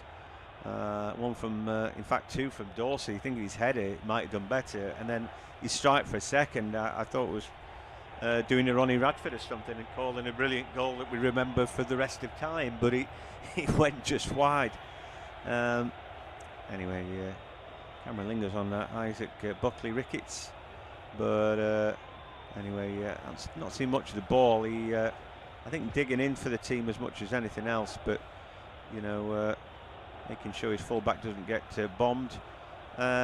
Poor pass there from Damani Mellor. Needed to do a little bit better, and now it's Brentford on the attack, but the ball chopped forward. It's not a good one, and it should have been cleared by Lacey. It isn't. Picked up by Ramel Donovan. I've not been over impressed with him, but I've got to say, he keeps showing for the ball, and he's there. Flicks the ball into the box. That's a better ball. The cross comes in. They're fighting for it, and the battle is being won, I think, by Dawson again. Referee runs away there. It's as if the editing suggesting that he had a decision to make there, but I'm not sure he did. Anyway, again, Brentford certainly more attack down their right. Like I said, I've been a bit critical of Donovan, but at least he keeps showing for the ball and offering something. A no-look pass there wasn't that bad, was it? No, he's looked busy. I think that's the compliment I can give him. If not for the lack of quality, he does look tricky. He's clearly got very fast feet. He's got a turn of pace. He can't fault his effort either, and he's looked the most threatening, even in his limited capacity for Brentford, in fairness, John. I could agree more. The food was terrible, but good news was there's lots of it. It's that kind of thing, isn't it? Anyway, the ball back with Pinnock. 52 minutes on the clock. he looks like a lad who probably needs to go to Championship or something, or maybe even League One, and sort of just get the wind in his sails a bit. Puts a decent ball in now, flicked in at the near post. That's blocked away by Borthwick Jackson. So Donovan again showing up better this second half. He's been pretty bright. Found Coyote on the overlap, and the ball comes in. It wasn't the worst ball, and he just flicks it with his outstep. Nothing much more he could do if he hasn't got a right foot. He looks like he always wants to cut in on his left foot, doesn't he? And scraped it away with his left. Anyway, it's going to be a corner kick, and it's going to be who's that? Janelt to take it. The German, yellow carded first half. Ludicrous challenge from him when he fell over, and he just crawled into somebody to stop him. Anyway, lots of pushing and shoving. I would say too much. The referee's got to just have a word there, and he goes and tells him, and then again just too much shoving on the goalkeeper there. I mean, honestly, if I'd refereed there, I would have blown my whistle by now. But here come Brentford, ball round the back, cleared away by Edmondson. Another shot comes in. That's a block to a big deflection. You can't let that go on. I mean, there's like serial fouls on the goalkeeper. Any 1 second there, I'd seen him fouled about 3 times, and I'm thinking, yeah, you've had a word with him, mate. But then just blow your whistle because he's been fouled. Before that ball went in, he'd been fouled 18 times. Yeah, I mentioned it in the first half, didn't I, John? Just how crowded that 6-yard area, and there's a clear tactic, isn't there, from Keith Andrews to make Burnley as uncomfortable as they possibly can. Seeing it again now on our studio pictures as Brentford players pushing him, pushing Brentford defenders as well. It's chaos in there and so difficult to deal with. Oh, and they had just at near post, little flick on, and that goes right across the box. Collins it was. Referee's got to stamp that out though. It's not good having a word with him. Whereas the ball comes in, it's just fizzed across the face there. Hickey couldn't get on the end of it. Looks to the heavens there, but not his day. I'm all for a bit of fair jostling about, but they're clearly targeting, just impeding the goalkeeper. And I think there comes a point where it's almost like basketball. We say, well, hang on, it's a team foul. I can't book anybody for that, but what I can say is I'm not having it. I think it's a bit suspect, don't you? Yeah, I always find it strange that you're allowed so much pushing and shoving off the back of a set piece or a corner in and around the 18-yard box or 6-yard box. If any of that happened in open play, you can't imagine how quickly the referee would be to put the whistle to his lips. So it's always a strange one. Now it's seemingly a bit of a free-for-all, and as you say, John, the official got to be more authoritative and got to stamp it out. It's not fair on Max Dearnley because he's been harassed by those Brentford attackers. Yeah, do you know what it reminds me of? That it's like wrestling when it's a tag team, and the referee's telling one of the tag teamers off, and the other one's come on, and he's beating the hell out of the guy. It's like, bit of distraction there. He doesn't know who's doing what to who, and in the end, he ends up giving nothing because he's bamboozled by the whole thing. But anyway. And in that respect, for the Bees, it's quite clever, but referees need to get a bit savvy on that. Anyway, Brentford with the Hickey winning the ball out the field away from the Duffy. They go back to their keeper. I think I'd be closing down every time the goalkeeper gets a touch. Just don't know how it's going to work out. Leg hung out there, but a poor attempt from Buckley Ricketts to control the ball. Now maybe a chance. Damari Mellor's not been given any good ball. Number 9, his long locks flowing in the breeze behind him. Looks good in his shirt and all that. Hardly had a kick of the ball. But I think playing lone striker for this slot is difficult. Dawson's done really well there. Cuts inside 1 or 2 challenges. He keeps on keeping on, but he's always going to ground there because he'd lost his balance. He wasn't trying to kid anybody. Again, beat 2 challenges and he just couldn't bring it on. But now Yarmolyuk, a good ball, puts Donovan a little bit more wide than he would have liked, and he's struggling to bring it in because he can't find the right foot. Trying to control it with his left then, and I'm thinking, you've got to be a bit more two-footed, mate. Eventually stopped the ball, but he stopped momentum as well. Either flank that you're playing on, if he's playing left wing, then he's getting crosses in with his left boot. he's on the other side. He always wants to cut, and he's just so one-footed. Anyway, cross comes, and it's right across the face. Going to break for Hickey through the box now, and he can just lay it to the edge of the area. Reece Nelson. Now an opportunity for Jensen, who goes into the box. Good ball to far post, up go the headers, and well, it's deflected into the hands of Durnley, and in the end he's thankful for that. Great ball to far post and a header from Furrow, but well defended. Yeah, they've looked a lot sharper actually at Brentford in the second half. They look more comfortable with the ball at the feet. They're creating more and more opportunities. Even if they've been half chances so far, they just look a little bit sharper, that little bit dangerous, linking up well. And that's a little warning there to Macclesfield that they do have that quality, Brentford. We didn't really see it at all in that first half, but we've seen, I think, Brentford relax. Well, they've had a ticking off at half-time by Keith Andrews, but it's been much stronger from the Bees so far in the second half. Yeah, and Jensen's got to do that, hasn't he? That kind of thing. You know, the way that Damsgaard had played the last year and a half, he's such a big miss creatively, isn't he? You know, as we said, Thiago, who missed most of last season without, was it meniscus injury, something like that. We laughed because I saw him before he'd joined Brentford. I saw him, he had an absolute stinker, and I was laughing at Brentford and got him. Like, you know, I thought it was funny that. But then he's played a storm, and he's been brilliant this season, and blown me and virtually everybody else away. Anyway, here now come Brentford down the left-hand side with Hickey, keeps advancing. It's a decent ball in, and it's shanked away by Borthwick Jackson at the expense of a corner. Yeah, we've seen Hickey and Coyote pushing forward a little bit further than they did in the first half and this second half, and it's just causing more problems for the two Macclesfield full-backs, Lewis Fensham and Lewis Lacey, having to turn and backpedal a little bit. And again, it continues from what I was saying. Brentford is looking that little bit brighter. So again, Pinnock in the box waiting for the ball. Again, is the goalkeeper going to be besieged? Pinnock's there trying to shove Borthwick Jackson into him. Collins is shoving everybody. He's just committed 3 fouls there in the space of about a second, shoving 3 players. The ball comes in. It's a defensive header away. The ball knocked back to the corner kick taker now. Jensen, can he deliver a good ball in? At the byline, trying to buy a little bit of time. Stands the ball to the far post, 2 are there. And again, it's the youngster Furrow heads it in.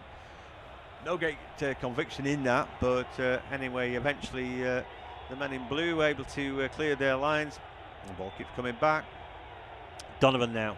Good ball with his outstep, and Coyote's cut back is blocked away. It's going to be another corner kick.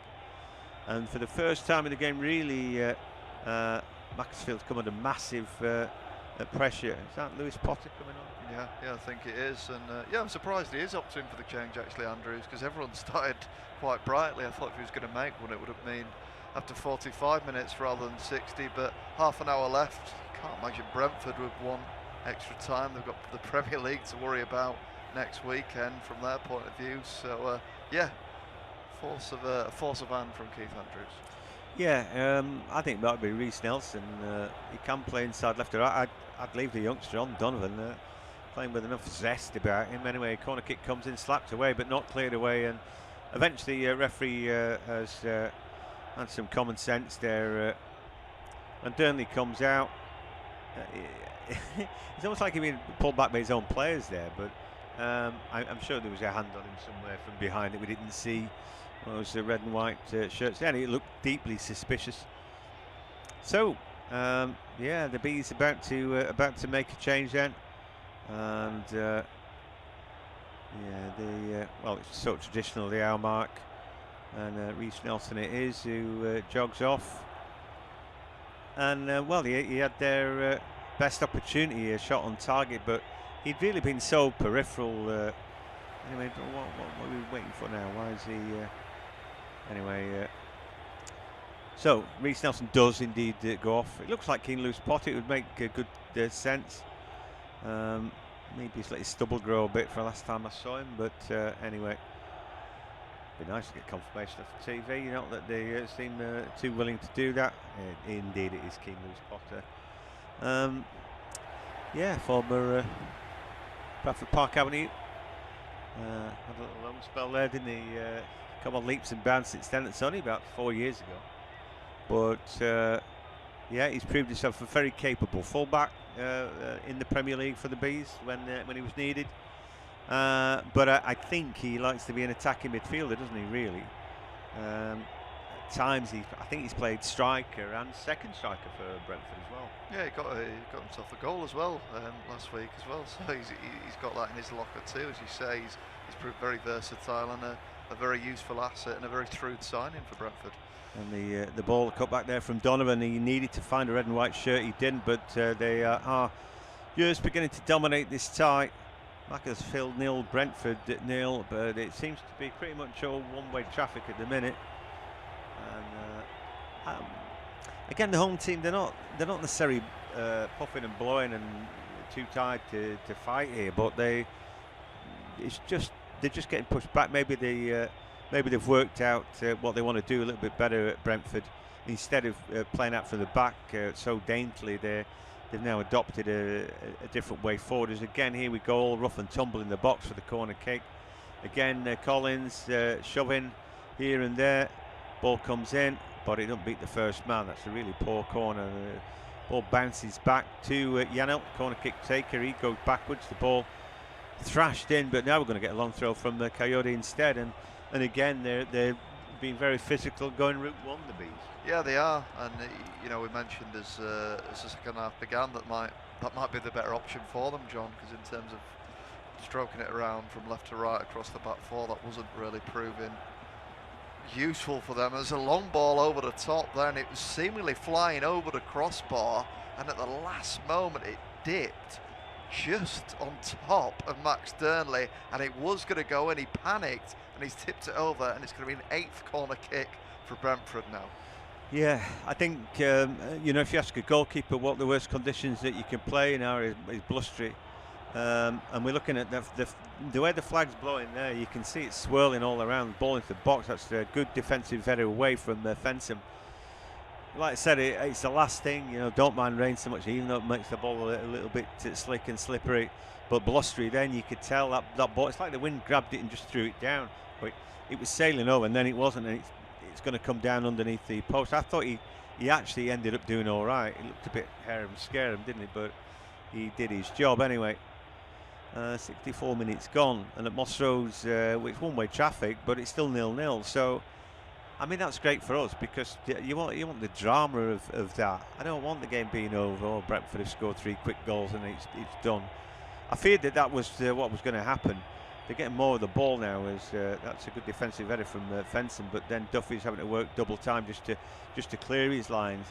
Looked like there might have been a foul there, but anyway, referee didn't give it.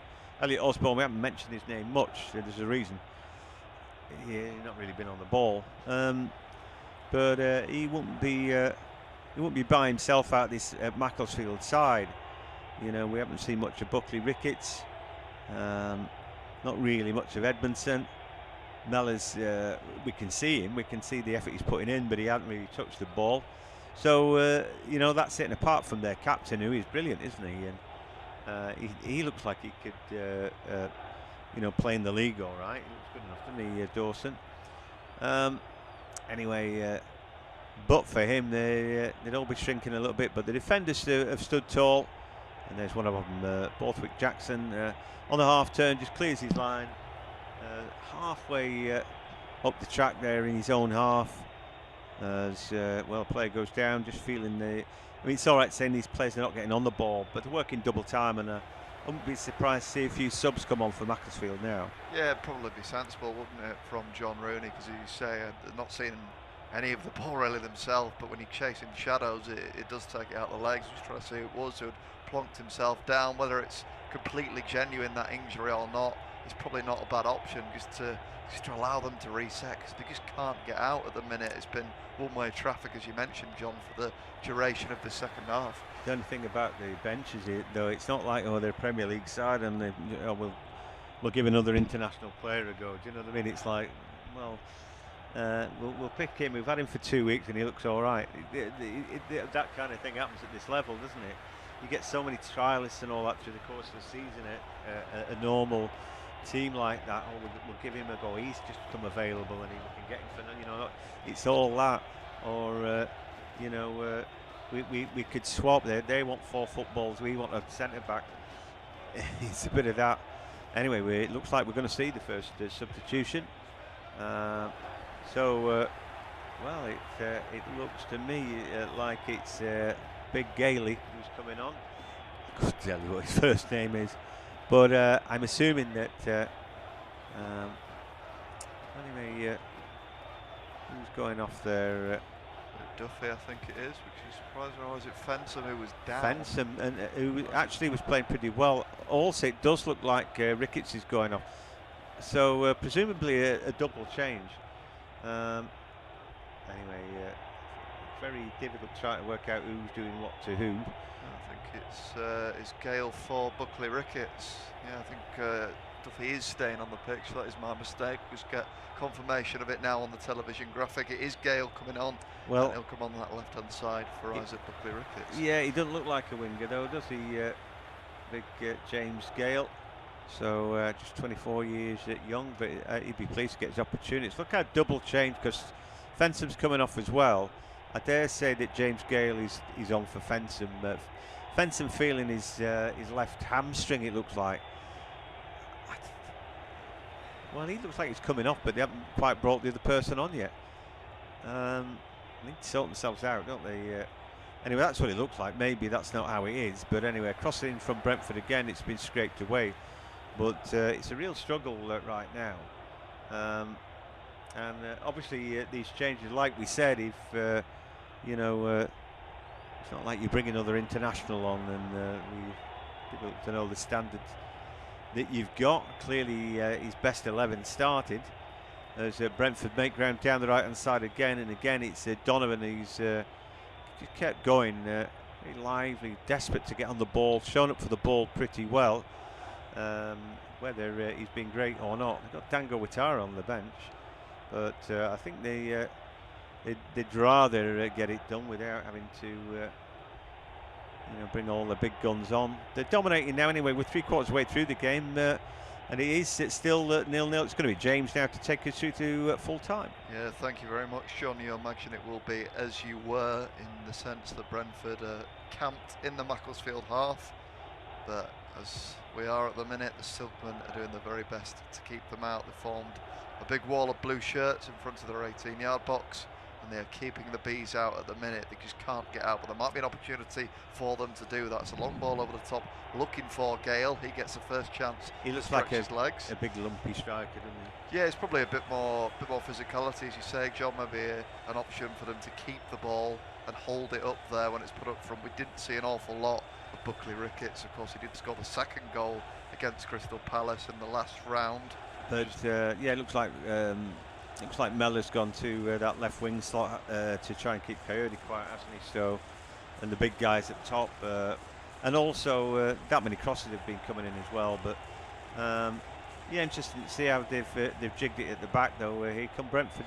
Yeah, they do, and again it's zipped into the 6-yard box and it's been turned in. It's an own goal. It's disastrous for Macclesfield. It's Sam Heathcote, the centre half. He's had so much defending to do in this second period, and it was a ball zipped in. He was facing towards his own goal. He tried to clear it out for a corner kick, but in front of the Brentford travelling faithful, he's turned it into the back of his own net. That's so unfortunate. We'll see it again on our studio pictures. It was the overlap that came in on that left-hand side. It was dinked in to the penalty area, and just seeing it again, that is so unlucky, John. I mean, it's a good cross from Hickey. He didn't look, did he? And there, he just wants to get something on it. No chance for the goalkeeper when it's come in. Like a moth to the flame, really. You know, there's a man in behind him. If he doesn't head that, I'm pretty certain that Kai Furrow would have headed it in. He's just at that angle. It would have been easy. It's not what you want, is it? For Heathcote, it's terrible. But they've got to pick themselves up. Maybe Brentford will take the foot off the gas now and allow him an opportunity. But anyway, Furrow goes off. He might have had a goal there, but for Heathcote's intervention ahead of him. But life just got a lot more easy for the Bees, who brought on Dango Ouattara. Yep, it'll be more vulnerable Macclesfield defence, you would imagine, for Dango Otara to exploit. Mathiasen has come on at right back. I assume that is at the expense of Lewis Fensom. John and I were waiting for confirmation of that change. I don't know if he was just trying to run off his injury, Fensom, but it's the youngster Mathiasen, of course, who had a memorable night at Old Trafford not that long ago as a 16-year-old scoring a goal for Rochdale. But they'll need some similar heroics to help his Macclesfield side out tonight. They finally got a bit of possession inside the Brentford half though, but they can't quite keep hold of the ball as Collins battles to win it back, puts it up the line. He's running behind by Donovan. Likes of Lewis Potter are up there as well, and Otara. And there's just been a shift in the momentum slightly, in the fact that they pushed out more than they had in the whole of the second half, really. Macclesfield perhaps understanding now that they need to roll the dice a little bit to John Rooney and his side, because it was really inevitable that goal was coming. He couldn't outfield the amount of opportunities Brentford were having, certainly the amount of possession they were having. There were so many corners, so many crosses into the box, and eventually it ended up in the back of the net at the expense of poor Sam Heathcote, who is a PE teacher by trade. Be a difficult day back at school tomorrow. Nobody's going to mention it, are they? Sir, show us your best header, sir. You hope for his sake that Macclesfield can get themselves back into this game. Still 17 minutes or so on the clock. It's independent off-duty studio commentary, and Macclesfield, the Silkmen, trail at home to Brentford in the 4th round of the FA Cup. The Bees are going to build from the back with Ethan Pinnock. I thought there was going to be a sort of strangled silk trail analogy there. Saying the Silkmen trail. I just thought, oh, where are we going with this, James? Yeah, it was coming though, wasn't it? That goal. Unfortunately, it just was. They got beaten back in the second half, and it sort of it was inevitable, I felt. Yeah, they put the squeeze on. They were defending very well, in fairness to Macclesfield. It was so difficult to defend against Brentford on the set piece, because they've been so difficult in terms of pushing into that penalty area, and it might have opened up again now for the Bees. And again, it's that man who's got in behind, Ramel Donovan. He's looked busy, he's looked lively. I think for the first time in this game, he's battled very hard. One thing he hasn't been given is offside. He has on this occasion, John. And does he deserve a goal for his efforts, Donovan? No. You've not been overly impressed by him, have you? No, I don't think so. You know, it's nice that he works hard, and it's nice that he shows for the ball. His end product, like we saw there, just blammed the cross. He got flagged for offside anyway, and then he'd not looked. You know, there's a load to work on with him. It's nice that he got some good component parts, but he's very much the work in progress. Oh, here's a chance. Macclesfield into the box. Was there a little foul there? Referee, what's he giving here? What's he given? He's given a foul for simulation on Edmondson. He went down under a challenge. It was initially a really good play from James Gale, who held the ball up, put it into the 18-yard box. A challenge came in from Yanal. It's not a simulation when he's contacted him and dragged him back slightly. He makes him off balance. It's not a penalty though, is it? It's not a penalty, but neither is it a booking. He just put him off balance. And what he's wanting to do is show, look, I've just been put off balance. Okay, I get it. It's not a yellow card. It's not, you know, I've gone to ground because you're just showing that there was contact with him, and it didn't help him. You know, don't know what they're supposed to do, these players. If he mans up for that and he doesn't get on the ball or anything, nobody cares. You know, it's like, oh, why didn't he go down there? Because he might have got a penalty. You know, you can't win for losing, can you? And then he gets a yellow card simulation. But his manager said, well, why didn't you make it look a bit more apparent if you're getting pulled back? And he was slightly pulled back.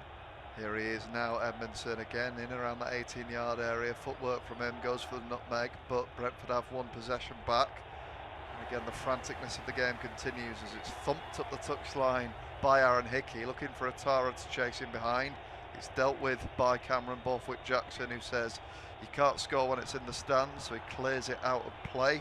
But it's been better in the past 5 minutes or so from Macclesfield. They're pushing forward that little bit more. The physicality of James Gale, as John mentioned, has been useful. He's helping support Damani Miller up there. And as I mentioned, they've got to roll the dice now, really, because it was too one-sided the whole of the Oh second yeah, half. I think it's not a case of Macclesfield playing better. It's a case that Brentford are taking a breather. It's like we've scored now. Okay, that pressure off. We've done that now. We've probably got these lads beaten, and they're just for 5 minutes they took their half the prize. And what happens then when you do that is you know, and it's like that thing where instead of being all out to do one thing, which was score a goal, all of a sudden you're all out to waste a bit of time, pass the ball about across the back, do all the things that you did the first half when your tactics were wrong, when you weren't going well. There's that Yamalyuk getting himself involved with the referee, got shoved there, he got yellow card, and then he didn't want to give the ball back. Anyway, I didn't think it was a foul from him, to be honest. And he got a bit annoyed, but he overdid it, didn't he? He got a yellow card for it. Yeah, he certainly did, and again he was battling with the Macclesfield skipper, Paul Dawson, who John and I have mentioned already has been really at the thick of it tonight. Can Macclesfield get themselves back into this game? They're pushing further and further upfield. It's carried well by Sam Heathcote. He of course scored an own goal not that long ago. He's looking to bail his team out though, and he's got him a free kick in a decent position. Now can he score at the other end of the field? You imagine this will be whipped in from the right hand side from Duffy. It was Lewis Potter who was chasing back, put the challenge in, just clipped the heels of Sam Heathcote. Well, he's a man on a mission, Heathcote, isn't he now? Gets a pat in the back there. I'm going to be screaming if this goes in. Yeah, from a neutral point of view, I'm sure we'd like to see Macclesfield get back into this game, and then of course it might be extra time and penalties we have to think about, but they have to score for that first, and there is an opportunity. It's a free kick from the right hand side, and it's Edmondson that is going to take it rather than Duffy. It's going to be an in-swinger. Here we go. It's put into the penalty area. There's a lot of height on it. Lord. It was actually Elliot Osborne, I beg your pardon, who was stepping over that set piece. He's completely miskicked it. Far too much on it, I dare say, and it's gone into the stand behind the goal, and that's frustrating for them because they're not going to get many opportunities, John. So when you get those half chances, when you get those set pieces, you've got to make sure they're absolutely on the money. For the first time today, I felt tired. You know, when something like, I got my adrenaline up thinking, oh, God, this could be a chance. But do you know what? We talked about the breeze and all that, and I dare say it's very difficult to judge a ball like that. He's got that extra adrenaline. He wants to hit it hard and get whip on it or get a bit more on it, and well, he certainly did, and it just sailed straight out. Not easy. Look at the flag, the way again he sort of picked up. He was swirling around before, and now it looks a bit more left to right. So. Maybe the home team have got the wind at their backs. That might just help them right now. It certainly might, but it's Brentford in possession, and again it's a long ball over the top. It's good battling from Donovan. Got it at his feet, and he's got to the byline now. He's got him behind. This is an opportunity, and he strikes it towards goal. He was, probably 10 yards out on the angle there. Struck it thunderously over the crossbar. He did the hard bit, John. He showed wonderful footwork to get in behind there. And again, we've mentioned the bobble of the ball and the bounce on this pitch. He's probably worked against him there, because as he goes to swing at it, it just bounces upwards, and in the end it's high wide and not very handsome. Yeah, he's done really well there with his first little scamper. So he gets round the back right, he gets it onto his trusty left peg. What I don't like about what I saw there was that he never looked up. You say, no, yeah, he's head down, and he got the first bit right. At some point, you've got to take. Oh, here's an opportunity, and the shot comes in from the edge of the area. Brentford blocking away with penalty. They got a ball caught in his feet there, and that was so close to being the equaliser. The ball just stuck there, didn't it? And I think we both held our breath as Heathcote now with a deep cross comes in. Not been cleared away just yet. Wow, that was a chance, wasn't it? Yeah, it certainly was, and it was Damani Mellor that he fell to. He had a couple of attempts. First one was blocked. He got another bite of the cherry. Turned that one goalwards as well. Brentford did really well. They just managed to get bodies in the way, but it just shows you this cup tie is not over. It was really well worked up this right-hand side by Matthijssen and Duffy, who combine. They're combining again now. Can they create another opportunity? Duffy with the ball in. It's headed away. Ooh. It's not cleared properly. And it's fallen to Dawson, who's in there. Another cross comes in. Again, it's onto the head of Mellor. He stood on the penalty spot. There wasn't a lot of pace in the delivery. He turned it goalwards, John. And there probably wasn't enough pace on the ball in for him to really cause Valdemarson any trouble there. Yeah, just looking, it was actually Coyote, wasn't it? At one point, ball hit him on the backside from one of Mellor's strikes. Honestly, they've given such a good account of themselves tonight, haven't they? What is it, 6 divisions between them, something like that. But you'd never really guess, would you? Yes, Brentford have been the better team, but yeah, this is a team that held Arsenal at bay, their last game, and here they're winning what, 1-0. Better team second half and all that, but honestly, when they go in Macclesfield, they'll look at the chances that they've had and say, why couldn't we have got one of those? I don't know if it's luck or what it is, but they've had chances and just not taken them. Yeah. Brentford might have an opportunity for themselves here. It's whipped into the penalty area by Atara. Ramel Donovan was in around the penalty spot, but couldn't quite get on the end of it. It gives the opportunity for Macclesfield to have a bit of possession for themselves. Heathcote will build from the back, and he goes for a long ball over the top, looking for Gale in behind. He chases it.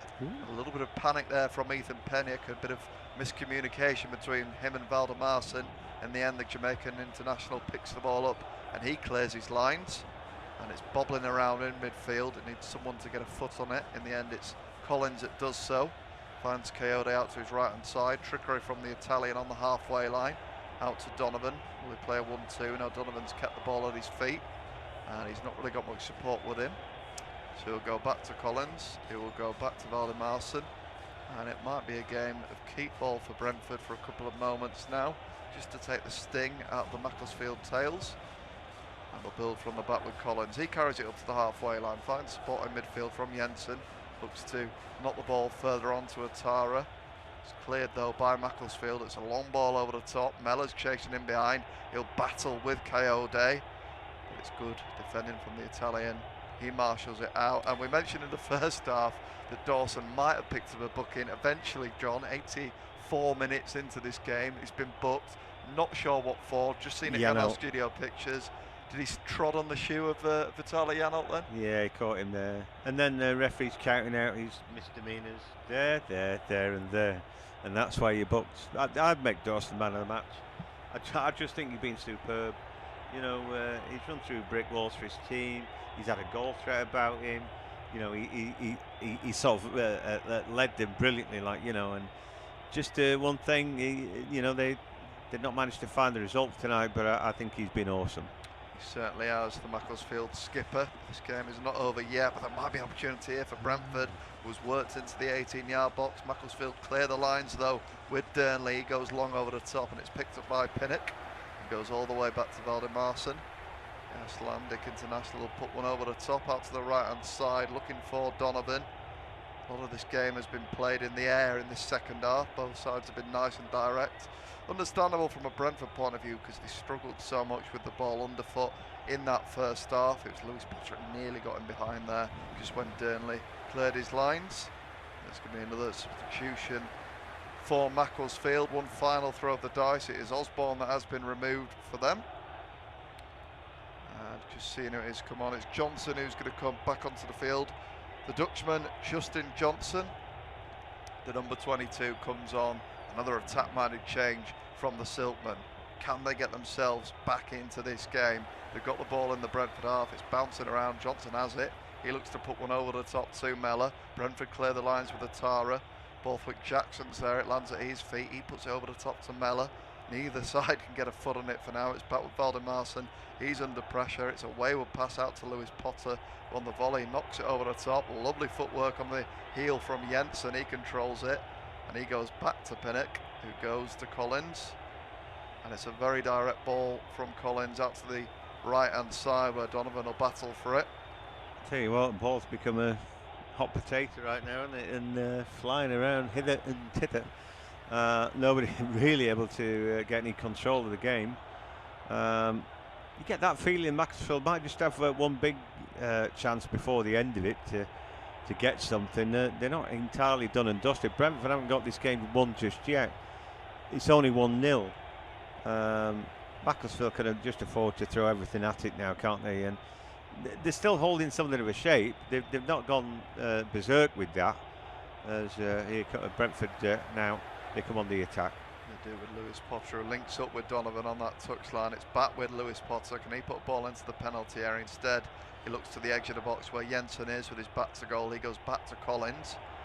Collins carries it forward. He's under pressure. Panic ball from him back to Coyote. Coyote then panics further and puts it back to Valdimarsson, who under pressure, the bouncing ball, takes a touch. And on the half volley, thumps it upfield. It's well held there by Brentford, and it's put over the top for Atara now. He's onside, he checks inside, he's running at Borthwick Jackson. Can he get it onto his left foot? He goes onto his right, turns it goalwards, and it's a good block from Borthwick Jackson. I guess that's the danger now for Macclesfield, John. As they push forward a little bit, there might be more pockets of space in behind for the likes of Atara to get in there as he did. Yeah, undoubtedly, because like I said, I think it's a really good track for counter-attacking. You run into lots of space, you know, very difficult to stop somebody once they get a bit of traction. Coventry scored a second goal, by the way, against Middlesbrough. That'll be a pretty good game. Coventry go back to the top of the table to have a victory, I think. They certainly have in that battle at the top of the Championship. The FA Cup tie here. Brentford are looking to put it to bed, and they might be able to here from the corner kick. It was curled in to the 6-yard area. Max Durnley was there. He just about dealt with it. Second ball comes in from Aaron Hickey, and that's headed over by Collins. And Durnley's in a rush to get the ball, as you can imagine. And he's had a difficult night, hasn't he, the Macclesfield goalkeeper, because the pressure, particularly from the corner kicks, the amount of shirts around him, pushing and shoving. You've not been overly impressed with it. You think that more fouls should have been given. And one man who's defended well in front of Durnley has been Borthwick Jackson. He's been given the man of the match. I know you thought that Dawson might have been a winner of that, but it's not been easy, the pressure on Durnley, has it, John? Yeah, no, I think that no, he's had a very good game. I don't begrudge him that. I thought, yeah, difficult for the keeper to save there while he was sat on the floor, but then you ask yourself, how did it happen? In fairness, it was a sea of bodies, and I was talking about we saw him in the first half. He came up for the ball and it landed on his chest and he juggled. He came up for the ball there, and again, like I said, the wind takes it away and he's nowhere near it. You know, he ends up on the seat of his pants, but that's his own business. You know, I've criticised Brentford tonight, and I think the referees need to take a look at that. When it's like serial interventions, when you get 3 players all shoving somebody at the same time, you think, well, come on, lads, that's too much. So the referees need to take a look at that and Brentford's style, you know, and try and work that out. But sometimes, though, you think the keeper's overprotected, or he just made a mistake, and he did there, and it probably should have been 2-0. Yeah, might be an opportunity for Brentford to make it 2-0 now. Those who've got a free kick deep inside the Macclesfield half. It's going to be curled in. It's almost like a short corner in hockey, this one. And it's plucked into the penalty area. Pinnock's out his back to goal, offloads it. Strike comes in from Lewis Potter, and there's been some pretty wild efforts across the course of the season. A couple have gone maybe out of the ground, and that was another one there from Lewis Potter, John. The hardest shot in football for me is the half volley, and there's so many half volleys on this track because the ball just never sits down, does it? Because the whatever it is, it doesn't really act like normal grass, so the ball never nestles in it. It just keeps sort of bounding on, doesn't it? So that's it. It has been difficult for Brentford to deal with. 5 minutes of added time now. They still haven't quite got their job done at 1-0. And here we go, a chance for Macclesfield for a long throw. Yeah, and it's Mathiasson who's going to take it. Former Wolves youngster, as I say, was at Rochdale, signed by Wolves, was put into their under-23s. And it's a long throw option from him on this right-hand side. It's almost flicked on from Heathcote, who was in there. And he looked frustrated because it's gone out in what in the end is going to be a corner kick to Brentford. More frustration for the Silkmen. Seeing one of those tinfoil FA Cups. You can't beat a tinfoil FA Cup, in my opinion. You know, at some point that's going in the bin, isn't it? You know, it's fanciful to think that would have made its way to Wembley, but I love the ambition of that. Well, maybe they could hand it over to a Brentford supporter who could carry it on the baton, but it is not over yet. They're not giving up, Macclesfield. There's a ball over the top, which is chased by Mellor. He's worked tirelessly all night. He's got a bit of support up there now from Gale in that first half and the first 20 minutes of the second. He was chasing shadows. It's good fitness. John and I have mentioned they probably only train, twice a week, Macclesfield. Maybe as the game's gone on, you'll see those extra fitness levels show for Brentford, but they've got another opportunity. It's going to be a throw that's put into the 18-yard box. It's got good elevation on it. It's flicked on. Has that gone out for a corner kick?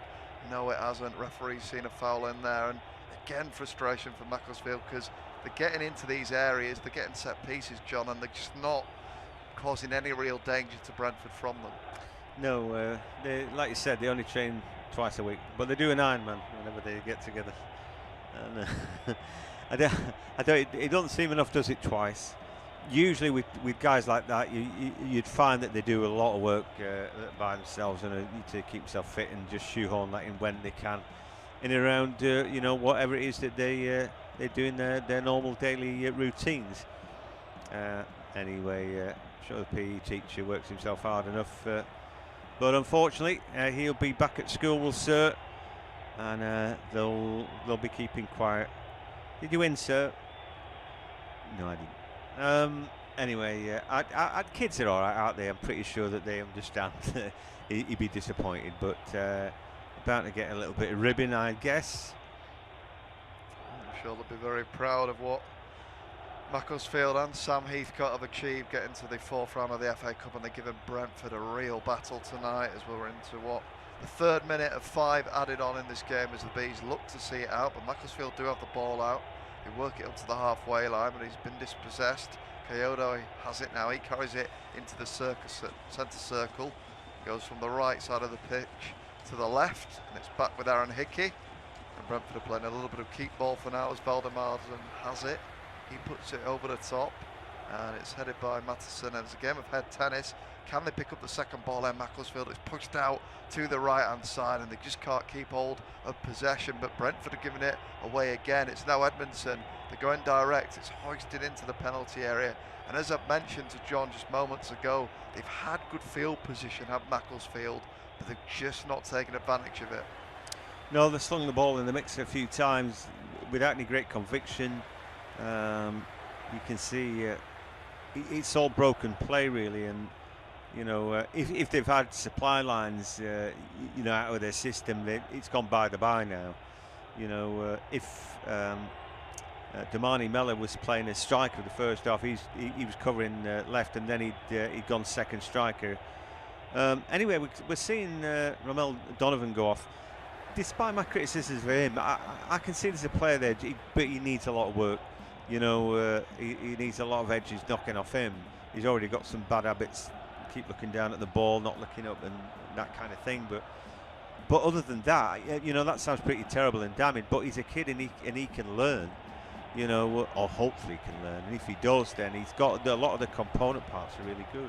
Yeah, there is a player you can't help think. He's been replaced by another youngster in Luca Bent. Probably 30 seconds left of this game. Independent off-tube studio commentary. Macclesfield trail at home to Brentford. It's nearly over. There's going to be one final throw of the dice. They've got a free kick deep inside their own half, which Max Durnley, the goalkeeper, will take, and he's encouraged all his outfield players to push further and further up the field. They're stood on the edge of the Brentford 18-yard box. Here we go. One last chance for the Silkmen. Durnley takes. It's a long diagonal. It's flicked on. Borthwick Jackson, I beg your pardon, is up there. It's now Johnson on that left-hand side. Another cross comes in. Brentford have got the bodies back. They clear the lines. We played 15 seconds over to 5, but there might be a chance here on the counter for Brentford as Lewis Potter's got him behind. He's got support with him. Is there a chance for them to put this game to bed? I don't know why they've not turned it goalwards. They have now, and that's a chance missed. It could have been 2-0. It was Yarmolaik that pushed upfield there, and did Brentford miss a golden opportunity there on the counter? Well, did they? Of course they did. Yeah, it was. I don't know. After you, Claude, and he ended up hitting it with the outside of his right boot. Anyway, it didn't matter. It did not matter. I tell you what, you know, I did be disappointed, Macclesfield, but they should be really proud of themselves, and they've been great tonight. But it is Brentford who find themselves in the hat for the next round of the FA Cup. The final scoreline, Macclesfield at 0, Brentford 1. Thanks for joining.